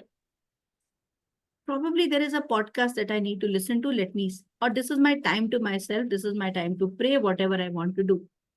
Idea is for you to be in that present moment and understand that if you are in the present moment, there is a reason behind it. Okay, so when I was making this, my husband told me, वो scene तुम पक्का डाल लेना, and we love seeing that scene. How many of people, so we have a go-to movie in the house, okay, it's called Zindagi Na Milegi Dobara. How many of you have seen that movie, Zindagi Na Milegi Dobara? देखा है? दिलीप जी ने नहीं देखी? इतना नींद में हाथ भी नहीं खड़ा कर रहे हो फिर. Right. तो जिंदगी ना मिलेगी दोबारा देखिए. So have you seen that scene where they're all sitting in a bar? Okay. And Hrithik Roshan says, ये लिखा है, ये लिखा है, ये लिखा है. वो वाला सीन याद है? ये भी होना था, ये भी होना था. Jatin, can you help me out? वो सीन निकाल सकते हो क्या YouTube से? मेरे दिमाग में नहीं आया. You should have taken it out. They're all sitting in a bar and he says, ये भी लिखा है, ये भी लिखा है. And then what are the names? Farhan Akhtar says something like, क्या ये भी लिखा है, ये भी लिखा है, ये भी बोलता जा रहा है. बोले हाँ, ये भी लिखा है कि ये मेरे सामने बैठा होगा और ये इस तरह से बात कर रहा होगा. ये भी लिखा है. Can somebody help me out quickly and take out that scene from YouTube? Avnish, can you help me out? Or Jatin, one of you or both of you, जिसको जल्दी मिल जाए.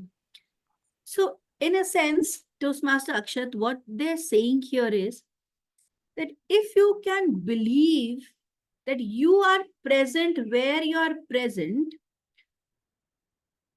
that you had to be here because you are here. And you are definitely serving a purpose.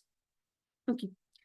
Today, what propelled me to get into something like this, a book like this? Okay, Avnish ne wo nikala hai. Can we, is there a way to share it? If I share it, do you think everybody will be able to see it? Hoga kya? Share screen and with computer sound on. Share your sound on. Okay, फिर कोई और ही करो. That technical काम मुझे बोलोगे तो नहीं होगा. Avnish, can you share it, please? Just share with computer sound on, and then one fine day teach me also how to share computer sound. Can you share this one?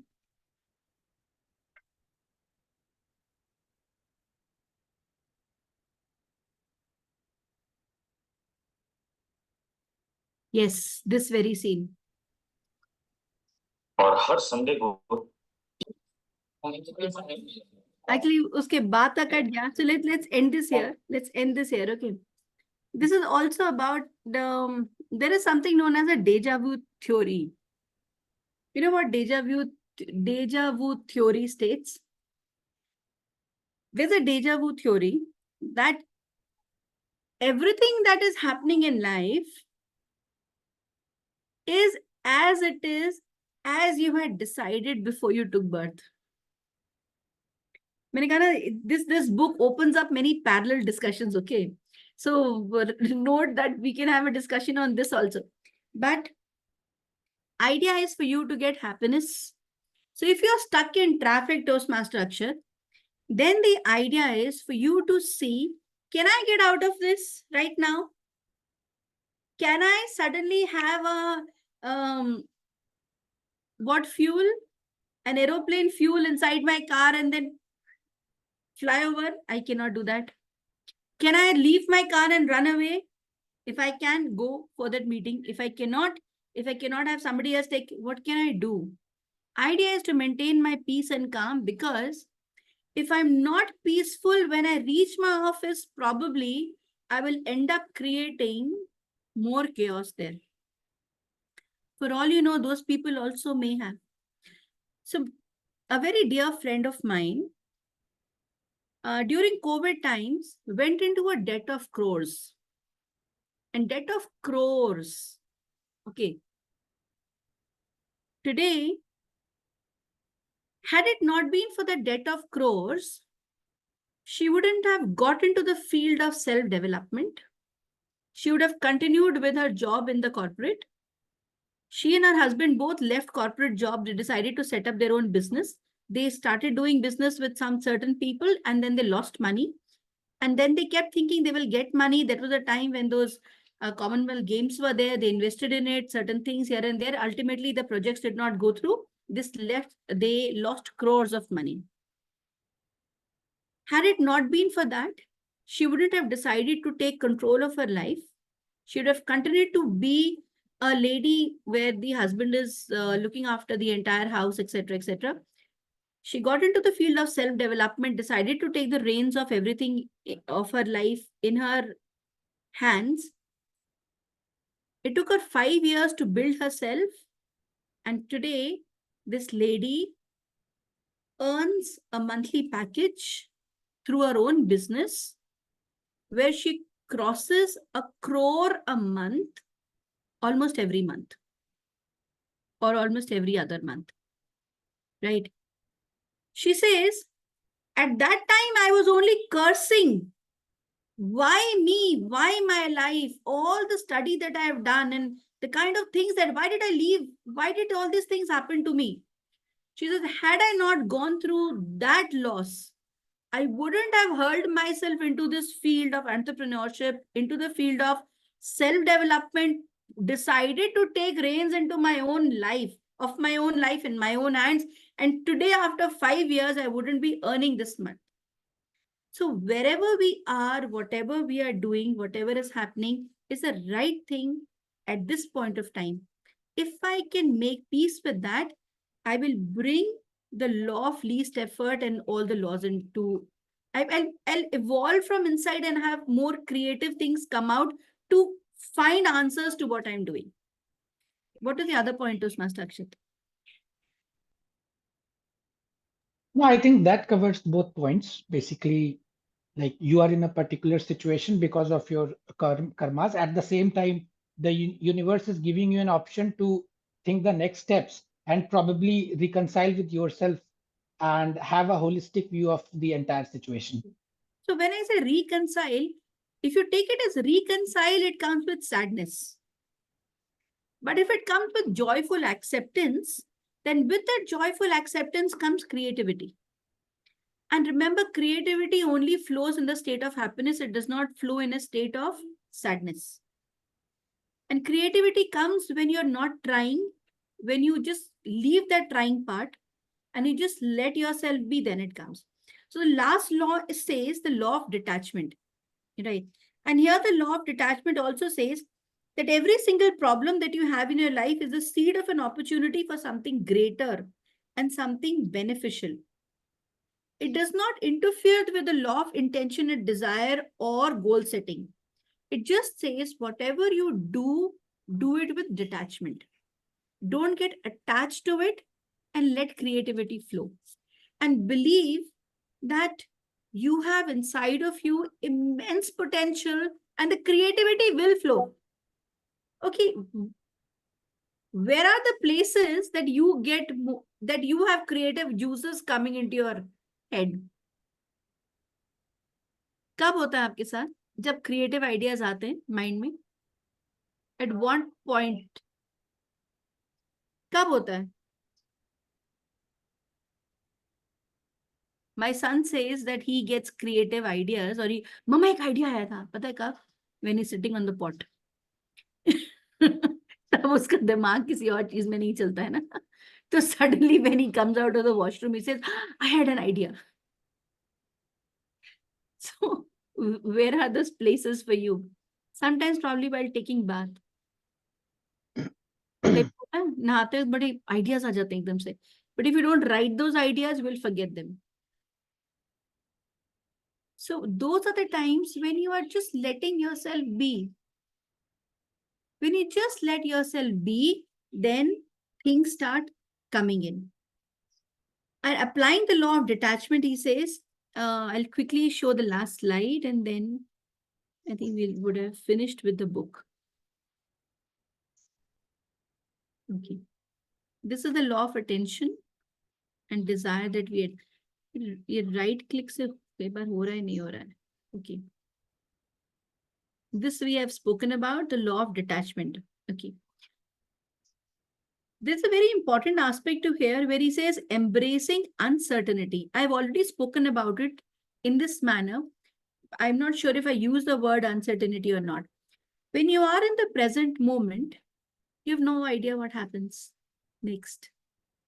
So just being in the present moment gives your being an opportunity to embrace the uncertainty and the possibility of something, of anything that can happen.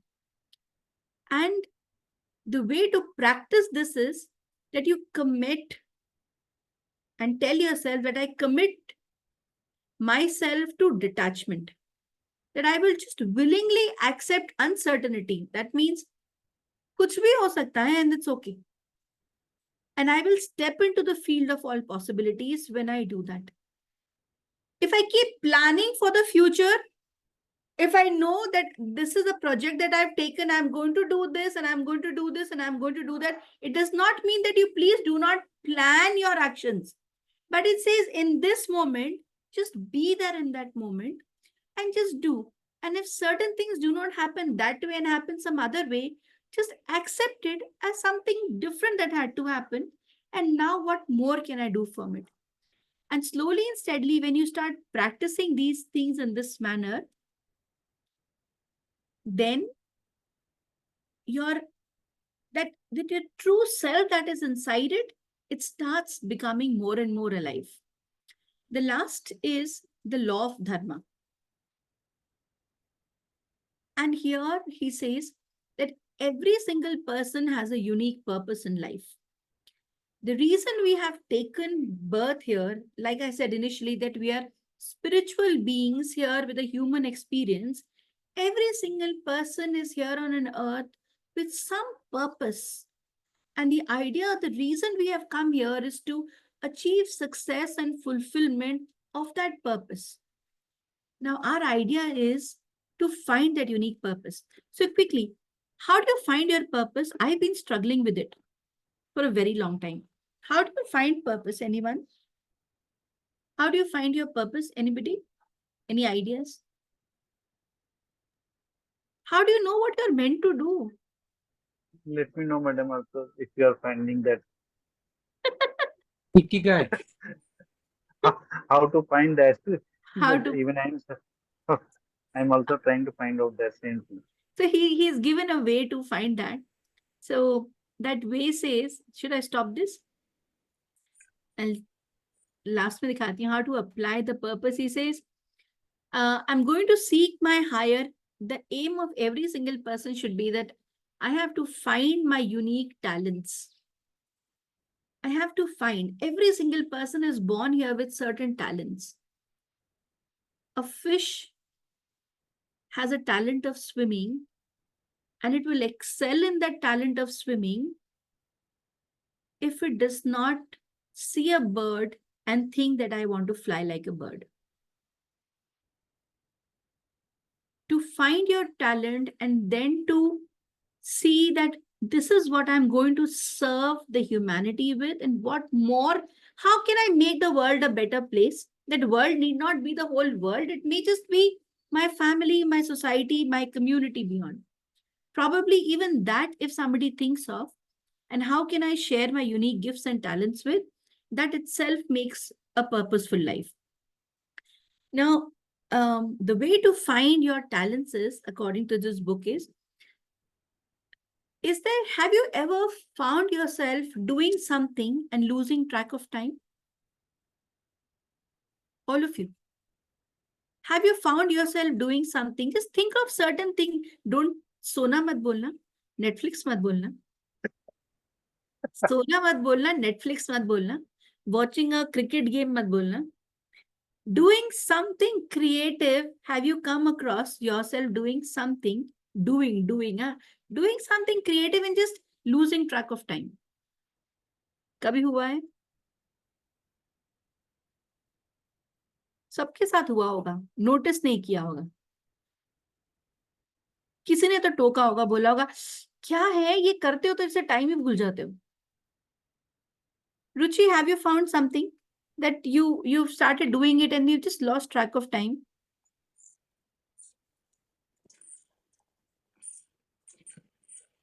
People tell me whatever I do, मेरे तो हर बार टोकता है कोई ना कोई कि बहुत ज्यादा time ले रहे हो, चाहे कोई भी करूं. In everything I do, I take so much time.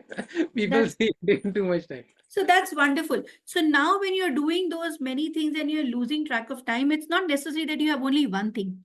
When you're doing certain things and you're losing track of time, now Jatin, in those things that people are saying kya karte ho, you have to search for a pattern. You have to search for a pattern in those things and see that is your unique talent.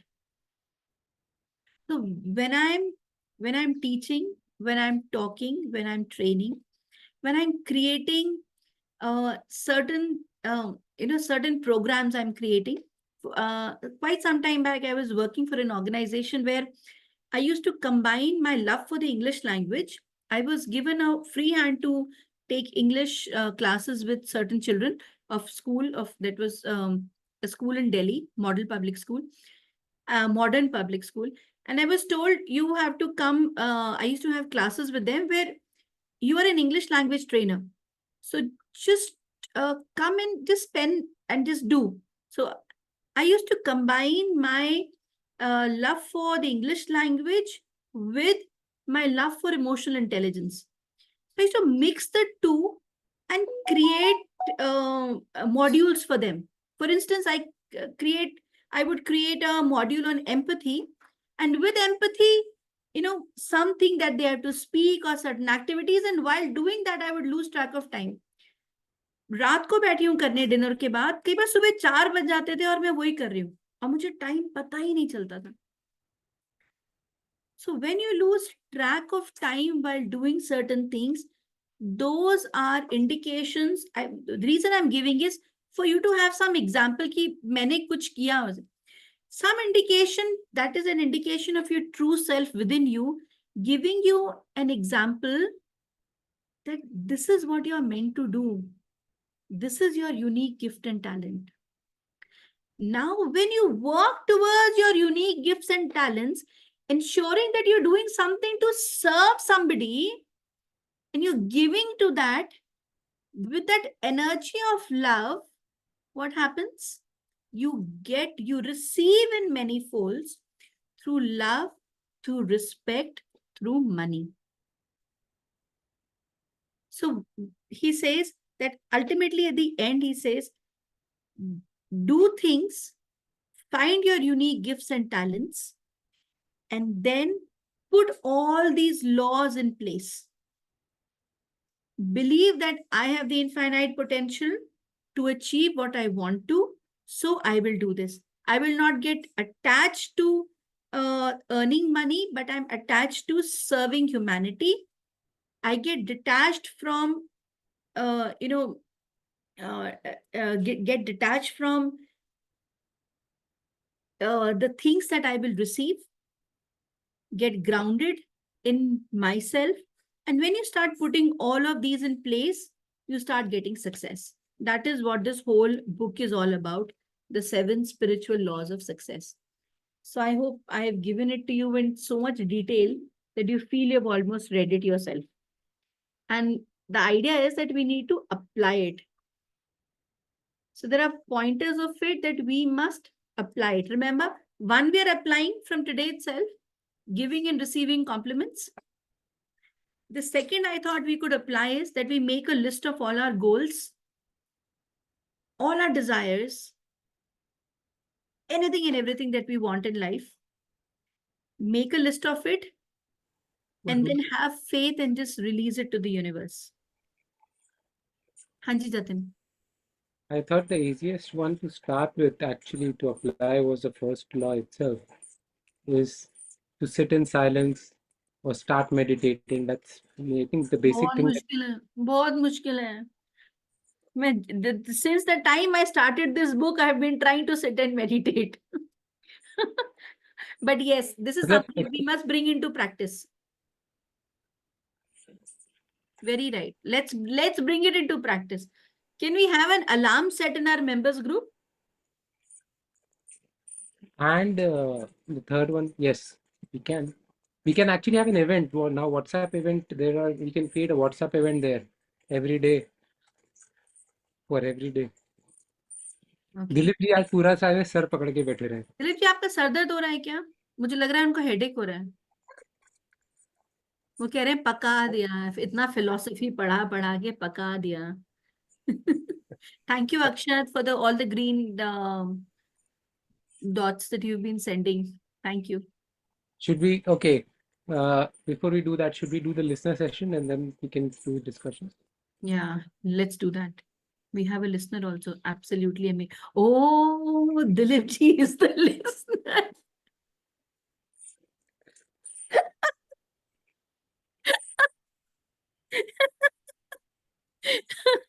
This is wonderful. Okay, first tell me, do you feel this book was worthwhile, or how many of you rating karo this book ko from a scale of 1 to 10? How do you rate the book? Actually, one more thing before you get to the rating, or let's do the rating and then I can. Okay. Thank you, Agnish. So instead of a review, it was more of a discussion and what we could get from it. But yes, so rating, how much do you think, what is the rating? Practical fulfillment guide, a practical guide to the fulfillment of your dreams is what it says.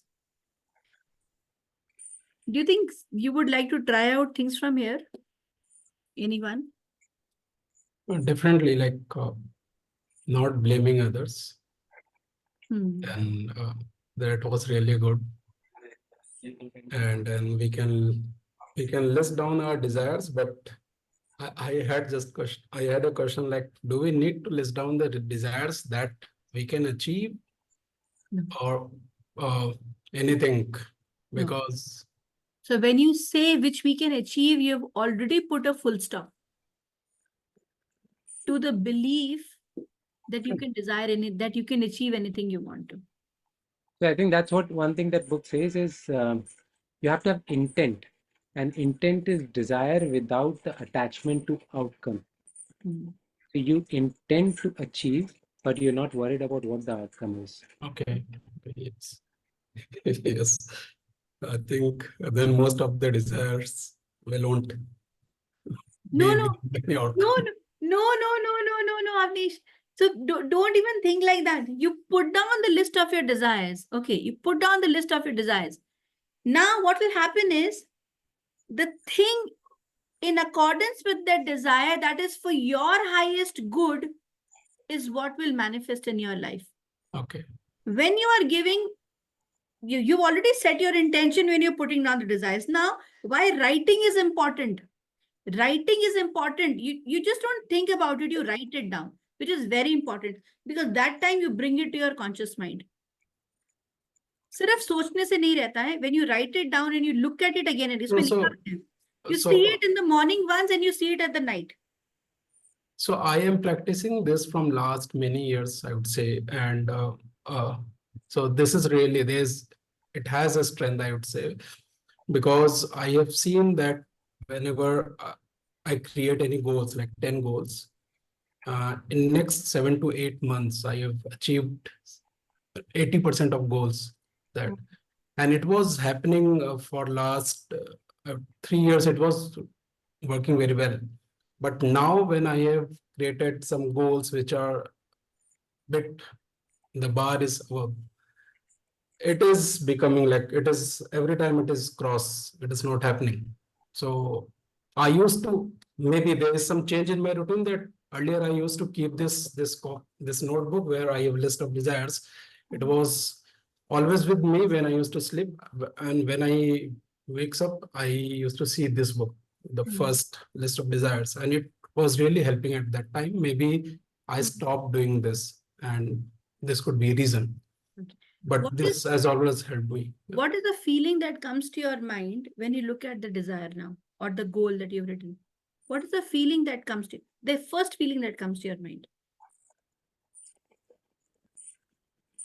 Now I think that there's no way to get these, or right now when I have created this, I wanted to achieve that, but after years, I am bit maybe I have to change the goal, or I have to keep it like this only in a list. We'll have to see, try more. Not sure on this list now. I'll just share something with you. And Jatin, one day let's do remember the NLP session that I was telling you that what I learned, and I would love to share with all of you. We have a critical mind. We have a conscious mind, then we have a critical mind, then we have a subconscious mind. Whatever reaches a subconscious mind manifests into reality. The subconscious mind understands the language of feelings, period. There is no good feeling, there is no bad feeling. It's only feelings.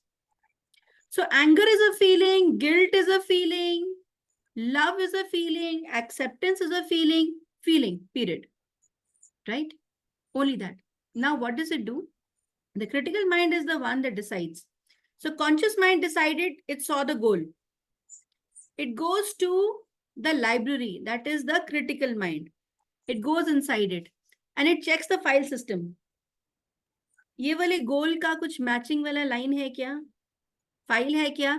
जैसे वो government होता है ना, government office, remember like that, government office का बाबू, okay, देखेगा ये file है क्या, ये फाइल मंगवाए, नंबर पता नहीं कहीं अंदर रखा हुआ है, okay, not important, delete. If it finds a file which is above the, on top of the table, उसको वो ले लेगा. और वो टॉप ऑफ द टेबल वाली फाइल्स कौन सा रखता है? जिसकी फीलिंग हाईएस्ट है. So if you are feeling good about it, even if you have not achieved it, but you're feeling good about it, so whenever you come across it, it comes across a favorable land, कुछ favorable चीज मिलेगी ना, it will meet it, and now with the feeling is high, it will go inside it. No two thoughts, opposing thoughts can stay in the mind regarding a particular event. So you want this goal, but you also have this deep feeling inside it that this cannot be achieved. Now, if you are wanting goal ka feeling 6 on 10 hai, and you are not being able to achieve the goal ka feeling 8 on 10 hai, तो क्या करेगा? 8 on 10 को रखेगा, 6 on 10 को हटा देगा. Right? Yeah. And then when you think about it again and again and again and again and again and again, it passes it on to the subconscious mind. And now subconscious mind के अंदर belief बैठ जाता है, ये तो मैं कर ही नहीं सकता. So the only way is for you to, एक सिर्फ positive thing नहीं होता है, but it's like a deep sense of achievement of that goal. When it comes along with other things, तो हो जाएगा. We'll do a session on it, Avnish, one time. Definitely, I need this app. Yeah. So Jatin, आप कुछ बोल रहे थे? अच्छा, rating और उससे पहले मैं कह रहा था कि I think the first one, वो जो मैं बोल रहा था ना, first law is easiest for me. I liked it when I started reading that book. The first law itself gave steps on what to do, and I thought, okay, this is good, something I can start doing, tangible. Yes. Staying try to remain in silence for some time, meditate 30 minutes morning, 30 minutes evening. And third thing that was most important was non-judgment. I'm a person who's very analytical and critical of myself and of others. So I'm that I would analyze every single thing, and I would like to point out things that need to be improved. Not critical for the sense of like showing down someone, but how could be improved. So he said, okay, you have to stay in a state of non-judgment. I was like, okay, today I will not judge how did the meeting go. Yeah, how will the meeting go today? Whatever it is. So this judgment of how the meeting went today is from a Toastmasters point of view where we're evaluating the meeting. Mhm. So your evaluation of the meeting is not judgment. Judgment are when you are being critical and trying to point out to somebody where you're taking somebody down for the sake of feeling good yourself. That is where judgment is. When you're telling people about, and let's say we're taking how did the meeting go, कितना हुआ, हमने 6 o'clock तक सोचा था, 6:30 6:40 होने वाला है अभी. When we're doing all that, हमने किस point पे time लिया, कितना ज़्यादा हो गया. When we're doing all that, we are doing an evaluation for the betterment of the community as such and betterment of each one of us, or for a greater good. Now that is not judgment. Judgment का मतलब होता है you're taking somebody down for the sake of feeling good yourself deep within you. That is judgment. हम लोग ना we're all in this world where we all want happiness, and many times we don't know. Just let's say my maid is doing certain things. क्या है तू यहाँ पे नहीं कर सकती है, कितनी बार तेरे को बोला है, कुछ कर दिया. Probably I said that in that moment because I was troubled by something else, and in that moment I said something to her. Later I would have regretted it कि मैंने क्यों बोल दिया. But उस समय क्यों बोला मैंने? Because there was something else hitting my mind and I needed to feel good. My mind wanted to feel good. I could not say something there. I ended up saying here. That is judgment. But I understand. I understand what you're saying, and it makes sense to me.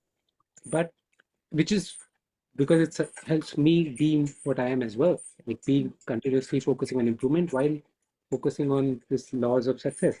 But then I think it was specifically mentioned is another way to access the field of pure potentiality is through the practice of non-judgment. And judgment is the constant evaluation of things as right or wrong, Exactly. good or bad. You're constantly evaluating, classifying, labeling, analyzing. You create a lot of turbulence in your internal dialogue. Yes. Turbulence constricts the flow of energy between you and the field of pure potentiality. Yes. You literally squeeze the gap between the thoughts. Yes, absolutely. So when you are evaluating the meeting, you are not doing to create a turbulence in somebody else's life or your life. You're evaluating the meeting as a responsible or as a response. But ma'am, what about others when they judge similarly? So this is what, Ruchi, I cannot hold somebody else's tongue. They should not be judging, but then I can bring a change within myself first. They say, what does Gandhi ji say? You bring change in yourself to reflect a change in others. The change will come from one person at a time. So if I start doing it, so if I constantly tell my son, which I'm guilty of doing it, फिर बैठ के laptop पे है, फिर ये कर रहा है, अभी क्या कर रहा है, अभी क्या नहीं कर रहा है, अब क्यों कर रहा है, अच्छा क्या हो रहा है. When I'm doing that, I'm judging him. I'm looking at what he's doing, what he's not doing, thinking. I'm not saying it to him also, but thinking ये जो कर रहा है ये गलत कर रहा है, ये जो कर रहा है ये अच्छा कर रहा है. मैंने चाहे उसको नहीं बोला, लेकिन मैंने खुद सोचा. I'm creating turbulence in my own mind. Forget about the other person. I'm creating turbulence in my own mind. And when I create turbulence in my own mind, I'm not able to access that field of potentiality. To stop yourself from labeling things as good or bad. And remember the next, उसके बाद का जो law था. acceptance of whatever that person is doing. So it is evolving your own self to just be in the present moment, accept things as they are. ऐसे तो कोई teacher question paper check नहीं करेगी कि ये सही है गलत है, वो थोड़ी है, वो उसका काम है करना. She has to do that. She is guiding somebody to write better. So that is guiding. Here, when you tell what went right in the meeting, what did not go right, you're evaluating from another perspective. But if you do it in your heart that I have to put this person down, then it's judgment. Whatever ripple it may create here or not is a different issue. It creates certain ripples in your own heart. That is what is unwelcome. Is what this field says. Of non-judgment का मतलब ये बता रहा है. Anybody else? Ruchi, what are your views on this? Avnish, Helios. Anybody? What comes to your mind about non-judgment, being non-judgmental? Easy नहीं है. Easy नहीं है. Easy नहीं है. But impossible भी नहीं है.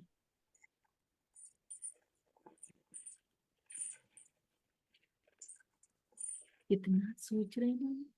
Deepak Chopra, congratulations. You've made us think. Okay. Should we do the listener session? And then Yeah, definitely. But Jatin, I think only we three are here to answer. Oh, Even I have some questions, but only Madam will be answering or Jatin will be answering. no, Yes. that's okay. We're all here. We're all here. We're all here. But those are very basic questions, Madam. That's Okay, I can ask. We can ask that. Why not? Please. Jatin, आप दिलीप को spotlight करेंगे, please? No, that is okay only. I, People will know who was that listener. Please don't spotlight. there are only 7 of us. So that's okay. I actually I've been speaking throughout by putting myself on the gallery mode so that we could all see. I mean, I could see everyone. Yes. Maybe I can start with the.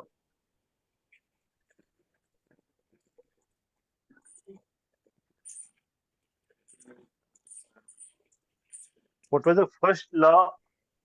Okay. What was the first law given in the book 7 Spiritual Laws of Success by Deepak Chopra?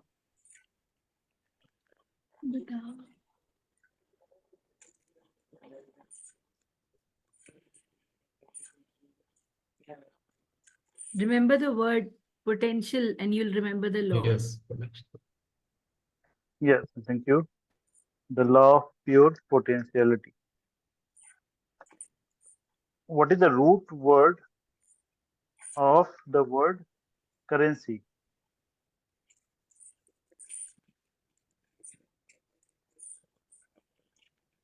Curer.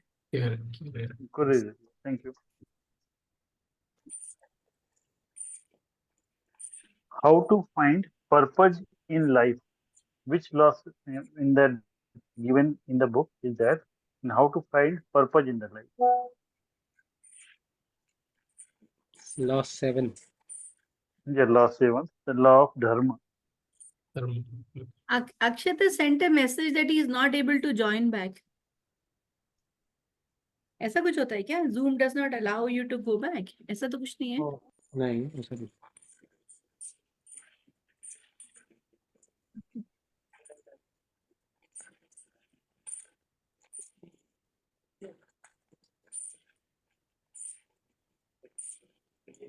Which law tells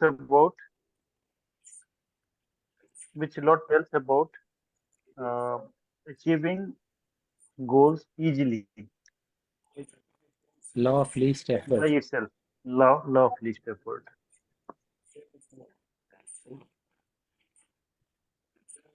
I think that's it from my side.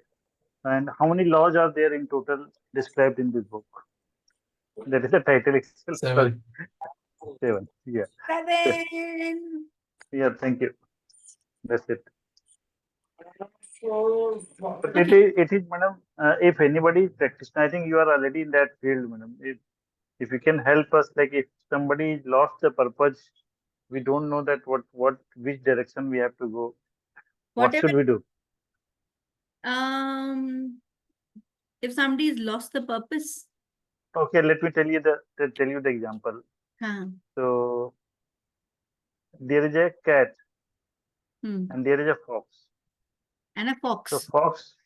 fox is a Hmm. cunning animal. Ah. Cat is a maybe it is having also a brain, but it's a less cunning kind of thing. Hmm. And what happens if some kind of threat comes? The cat knows one way. It will simply climb the tree. Hmm. But the fox knows 100 ways. Okay. So I'm talking in that sense, like which way should you choose? So in that manner, whichever way he has chosen, he has to believe this is the right way that I should have chosen. I'll just come back. I'll just come back. Okay. I think we can discuss later, madam. And not a problem. I think it's already late, 6:50. I think Jatin, you are expert now. You should guide us. Guide in what? Sorry, I didn't get you. You should guide us. You are expert in this. Expert in what? Sorry. Means you understood the concept. I think you were doing questions and answers in the right way. I I'm still thinking all those laws and whatever he was talking, but I'm not able to digest very much. even But I you were at least able to answer those things. I don't know. I just like even I've not completed the whole book. I just read 5 laws. Even the fifth law I was reading while we during the meeting. The language I felt is very philosophical and very um, abstract. So for me, it was like you said, it's hard to digest. I only point is sometimes I read a couple of things twice and all, and especially if something gets stuck, it gets stuck. So those are things that I was not sure of. But other than that, I would definitely like to relate this to how to incorporate them in real life, and that I found at least the last section of the book, applying law, was very helpful. And then when you read apply law, and then also you go back to what the original one, what did it say in the book? Sometimes you could make the connects. Otherwise, there are a lot of, like, especially in law 5, because I was reading it while we were having the meeting. It was very difficult for me to understand what he's trying to say, because it's a very roundabout way of going to things. And like now he's referring back to self-referral, which we were talking in the first law. In law 5, he's referring to self-referral and things like that. It's not very straightforward. Right. I think I Right. would again focus on applying the law, see what it says, and try to connect it to sections where exactly it's mentioned. That's what my technique is. One thing that I wanted to say for the next, if we want to do a book review again, based on the experience that we have had today, is one connect that, because we start last time we talked about book connect, book review, we talked about Ikigai book, and that what we had shared, but we never got around doing that. But that is a good segue. That book is a good segue into this one, because that deals about finding your purpose, because Ikigai is all about finding your true purpose. So that law 7 of law of dharma, finding purpose in life, that is a Japanese technique, and the book actually explains step by step on what you should be doing in order to find your purpose of life. So that would be a good segue Right. of doing the next book if you want to do it that. If you want to Amazing. do that, So who would like to take it up? I We're can do only it. do it, Jatin. Let's do it. 2 months from now. 2 months from now, because I been wanting to read the book, never got around to reading it. This will force me to read that book. So meanwhile, what we can do, I think your very nice idea is, let's maybe every meeting instead of talking about rosters and things like that, which we do anyways, we add just one point saying, okay, let's focus on first law this week and do try to do what apply the first law and see what are the results at the end of the first week. Every Yes. meeting we can check with each other. How did it work out for you? Was it good? Wonderful.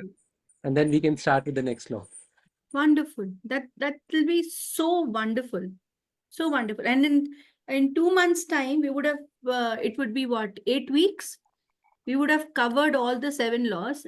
And when we go over the second week, remember we're keeping in mind the first and the second. Then we go over the third week, we're going to take first, second, and the third one into practice as much as possible, and be very open and honest about it of where we could do and where we could not. Because once we accept to ourselves is where we'll be able to bring the change. Let's do it. तो इस बार का तीन target क्या है? Sit in silence for some time. Find your own time, whatever is suitable to you. Second, meditate. Start with once. Those who cannot, start with once, go over to twice a day. Start with 10 minutes, go over to as much as you want, whatever suits you. And then the third is practice non-judgment. Remember, non-judgment it does not mean to help evaluate. Let's say you're helping your family, your children, people around you. You have to try and stop yourself from labeling things as good or bad, right or wrong. That urge inside me, ये तुमने गलत किया. उस urge को रोकना है, बस.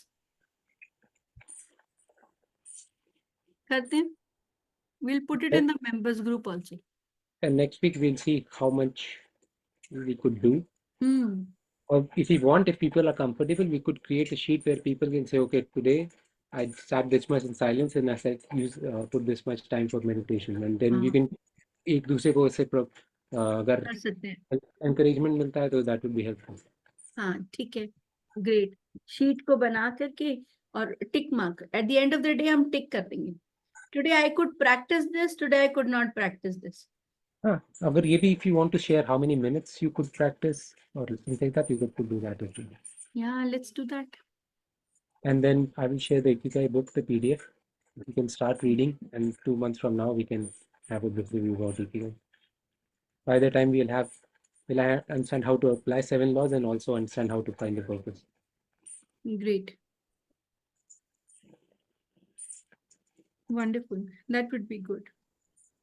Cool. Should we adjourn the meeting and not have any other discussions? Any other thing? Okay. So evaluation time. Quickly evaluate. Evaluate the reviewer on the points shared. Evaluate on the methodology of sharing. Evaluate on the time taken. Time to I've lost points. But on the other points, review karo quickly. One commendation, one recommendation on all the 3 points. One is obviously time for it. We started half an hour late, and we completed at 6:45. Look around, yeah, that's when we completed, right? So we were still over by 15 minutes if we consider. Not even 15 minutes because we still supposed to leave last 15 minutes for closing. Yes. So we were over by half an hour. Half an hour, 40 minutes also. Half an hour to hai kam se kam. So that's one thing that we need to work on, both on how starting and also conducting.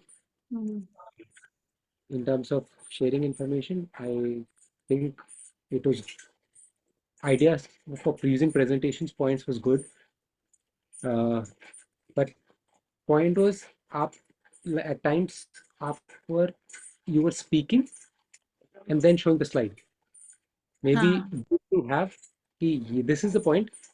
This is what 2 lines I have to say about it. This is a line. This is 2 lines I have to, or the book says about it, or what I think about it. And there's a point. So that way, you could connect what your gist, what that essence that you have captured from the book with what actually said in the book or what your thoughts, and also be in time. That will help both ways. Should control the flow and the time being taken for that for communicating that message, and also create a connect between what you're saying and what the essence is, versus showing it later where people, okay, क्या क्या बोला था मैं इसमें, people may not have Okay. remembered that. Yeah. Okay. Should have been more. It could have been more interactive. People. I think it was a tough book to start with. Honestly speaking, uh, it was tough book to start with. Not everybody. I didn't.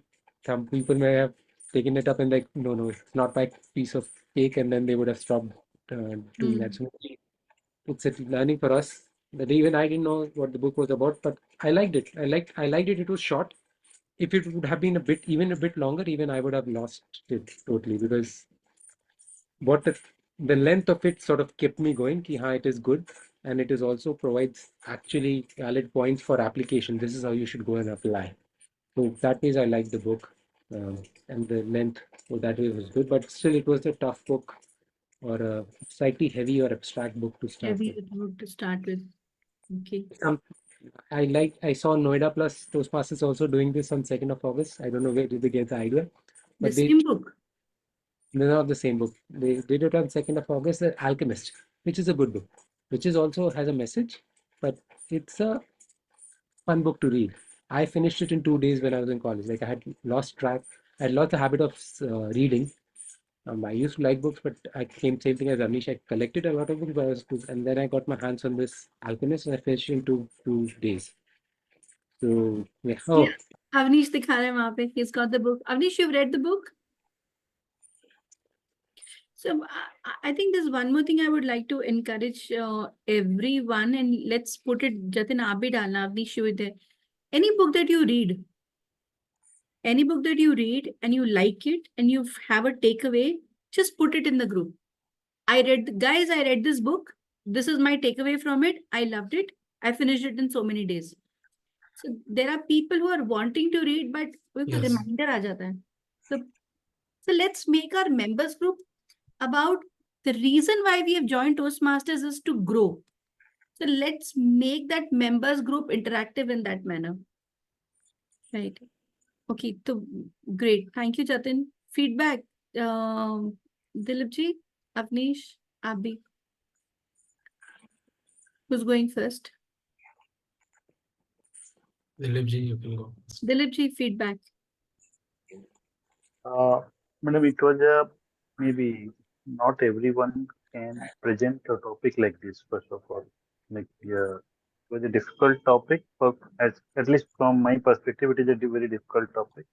Even the book, the way it is written, it is difficult to understand those concepts. But you are explaining in a simpler terms, so I like that. And maybe like what are the ideas you presented right now, that we have to take small goals. You and Jatin both told that we have to take small goals, and we have to implement in our life. And maybe this is also a good idea. You said like the book which we are reading, so we should have a copy of that, and we should say that okay, this is the book uh, which I like, and it is in my bookshelf, and I keep referring it back whenever I'm having some problems in life. So this book is something of that kind. We should have that. So thanks for your session, madam. It was very enlightening for us. Thank you. Good. Abba, recommendations though. Recommendations. One thing, maybe the time wise, like I think it can be, the session can be started once, because we are having a book review. So session can be started on time. And what was the presentation? I think your presentation was good. But if you can bring some more, like, because you have gone through the book uh, in deep, not every one of us. So maybe if you could bring some visuals from somewhere in the web From the and book try itself. to explain, maybe from the book itself or from somewhere else, and try to simplify those concepts. Good idea. That okay, yeah, that okay, these are the concepts, and this is my understanding. So That's that way, great. I think it will convey the simpler thing. Otherwise, reading that book and not I cannot understand in first one go, two go also I cannot understand properly. But since you have understood it and you have experience of reading such books, so definitely you can throw some lights which can help others actually in going in the spiritual path. So that was the thing. So do you think today um, you could understand the seven laws that were there? Do you think you have a brief understanding or you have an A understanding of the brief seven laws? understanding is there, but so many questions arise. So many questions arise. Like one, Jatin was asking, like you should not be judgmental. So now he got into the point like, okay, should we not be evaluating itself? That is my duty. Like if I've been given that duty, should not be evaluating. We should be evaluating. We should be evaluating something. But judgmental, you explained it very clearly. Like you should not be judging someone like being good or bad. Okay. You can keep doing that. Yeah. So What that is a good concept you are giving. It is in a very simplified way. So You are answering that. what are the other questions that have come to your mind that you need answers to? Maybe one question is like, for example, if I have to this like you said like okay something has happened and you are at this point in life, then it has been because of some karma effect, and now it is good something like you also shown an example. You have also told an example about some friend that they ran a business, they lost. Today, because of that, they lost in that business heavily. Now they have started a startup or they're in that domain. Now they are doing good there because they lost there and they were resilient enough to stand up and got keep fighting and keep finding out the new ways. That's why they came up at this point. If they have not tried itself, they would not have come back, right? True. So these are the stories I think we should maybe some part of the Toastmaster session, maybe 5, 10 minutes, 15 minutes, some motivational story somebody can take and we can listen to that. I think it will also help us everyone. Everyone may be going through some or other things which are going good or some things which are not going good as per them. Any other For questions? them, for me actually, like for example, one question I always have like you are saying always that you are happy. Okay, you why if I'm getting food, let me take a basic example. If I'm getting a food, okay, it is coming from exchanging that food is exchanging hands from so many people. The farmer is doing that work. His family is engaged there. Then so many middlemen are there. Then it came. Somebody cooked it. Then it came to me. Something like that. It happened, right? And also like after that also I am also taking rights of some animals. Like the earlier, let us say, if, when this civilization didn't grow, so that time maybe all the animals may be having a freehold kind of thing on this earth, right? So they were having equal rights of the land. Now you have captured the land. So you are happy because you have captured the land, you have captured the water resources, you have captured the jungles and everything. You are happy because of you have captured somebody else's right. That, but you are feeling that that is my birthright. That is not correct. Okay. So for that, So that those things actually those things troubles me. Like maybe those concepts are written, but because I see that maybe the locality where I stay, so I see that maybe the cows and other. You know that in Uttar Pradesh you have that that thing like okay, cows can roam freely in the on the roads, right? So they are not roaming freely. Actually, they are looking for food. Those dogs, those animals, those are looking for food. We have taken away their rights, but we are feeling happy. So here in this aspect, if it troubles you, right? So here we cannot generalize it by saying we. It may not be troubling one person, it may be troubling another person. So let's say you as a person, if it troubles you, right? So the thing is that there is certain aspect happening that is causing discomfort in your mind, in your heart. Now, the question that you have to ask is, am I happy with it, with this, or is it causing discomfort to me? Let's say every time I see animals I see cows on the street, it is causing discomfort to me. Great. Now that is doing, what is it that I can do to better the situation? Can I, as an individual, do something to better the situation? Whatever I decide to do, will it be in accordance with my own sense of satisfaction and probably those around me? Let's say my wife, my kiddos, or whatever, they will definitely support what I'm trying to do. But now, if either I accept what is happening around me and find my sense of peace, or I see what is it that I can do to better the situation. Because if I can do even an iota of something, or even if I do, thank you, Avnish, if I can just do 1% of something, I will start finding peace within. The idea of existence is we have come here to find peace and happiness. We are spiritual beings on a human journey. And in this human journey, right now, I need to find peace within. I need to find happiness within. This happiness does not mean dhol nagadon ke saath mein dance kar rahi hu pure time. No, this happiness means finding peace within. So a small action also.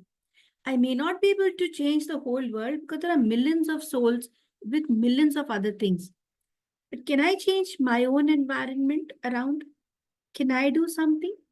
And then, even if I've not helped out 100 cows, if I can see that my own society, probably I could make a small effort and I'm finding peace within, then I have achieved my purpose.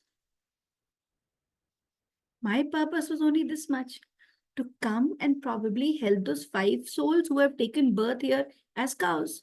Probably mera purpose wo पांच cow कैसे ले था. But you will know when you find that sense of peace within, I could do this. Till the time it is troubling you, that means there is something that your inner self is telling you, इसके लिए कुछ कर, इसके लिए कुछ कर, इसके लिए कुछ कर. देखो ये क्वेश्चन हर एक को पोक नहीं करता है. ये क्वेश्चन किसी किसी को ही पोक करेगा. तो अगर आपको पोक कर रहा है तो, और probably I could connect with an NGO or whatever way, कुछ भी हो सकता है. I could connect with that NGO. उन NGO को मैं support कर रहा हूँ. वो NGO has all the ways and means to do it. I as an individual do not have ways and means to do it. But I am probably giving 1,000 rupees every month to that NGO because that NGO is getting help with that 1,000. वो एक गाड़ी और hire कर पा रहा है उसको वहां से ले जाने के लिए. तो I will find my sense of peace within. The idea is very easy. With least effort, let that flower grow within you and let it spread fragrance in your life. That is all there is. कोई और question है तो बताइए. नहीं बस ठीक है madam. Any question that Already. with this regard to this, तो आप उसको group में, members group में डाल दीजिएगा. We're all reading. It's not like this book is mine and I have written it, but whatever my understanding is of this book, I can share with you and you, whatever questions that are. नहीं तो हम सीधा दीपक चोपड़ा को mail भेज देंगे ना. Is there any video posted by him on this book? I didn't see. I was trying to search actually, but if there is there, then please share it. मैंने ढूंढा नहीं. मैं I'll look for it अगर कुछ होगा तो. In the meantime जो मैंने PPT बनाई है उसमें कुछ और points हाँ please share जो it. मुझे थे मैं वो PPT तो share कर दूंगी group में. Whatever is my understanding of the book, that I'll share. Okay. Yeah. Thank you. Thank you. Yeah. Bye bye. Jatin. Bye bye. Bye.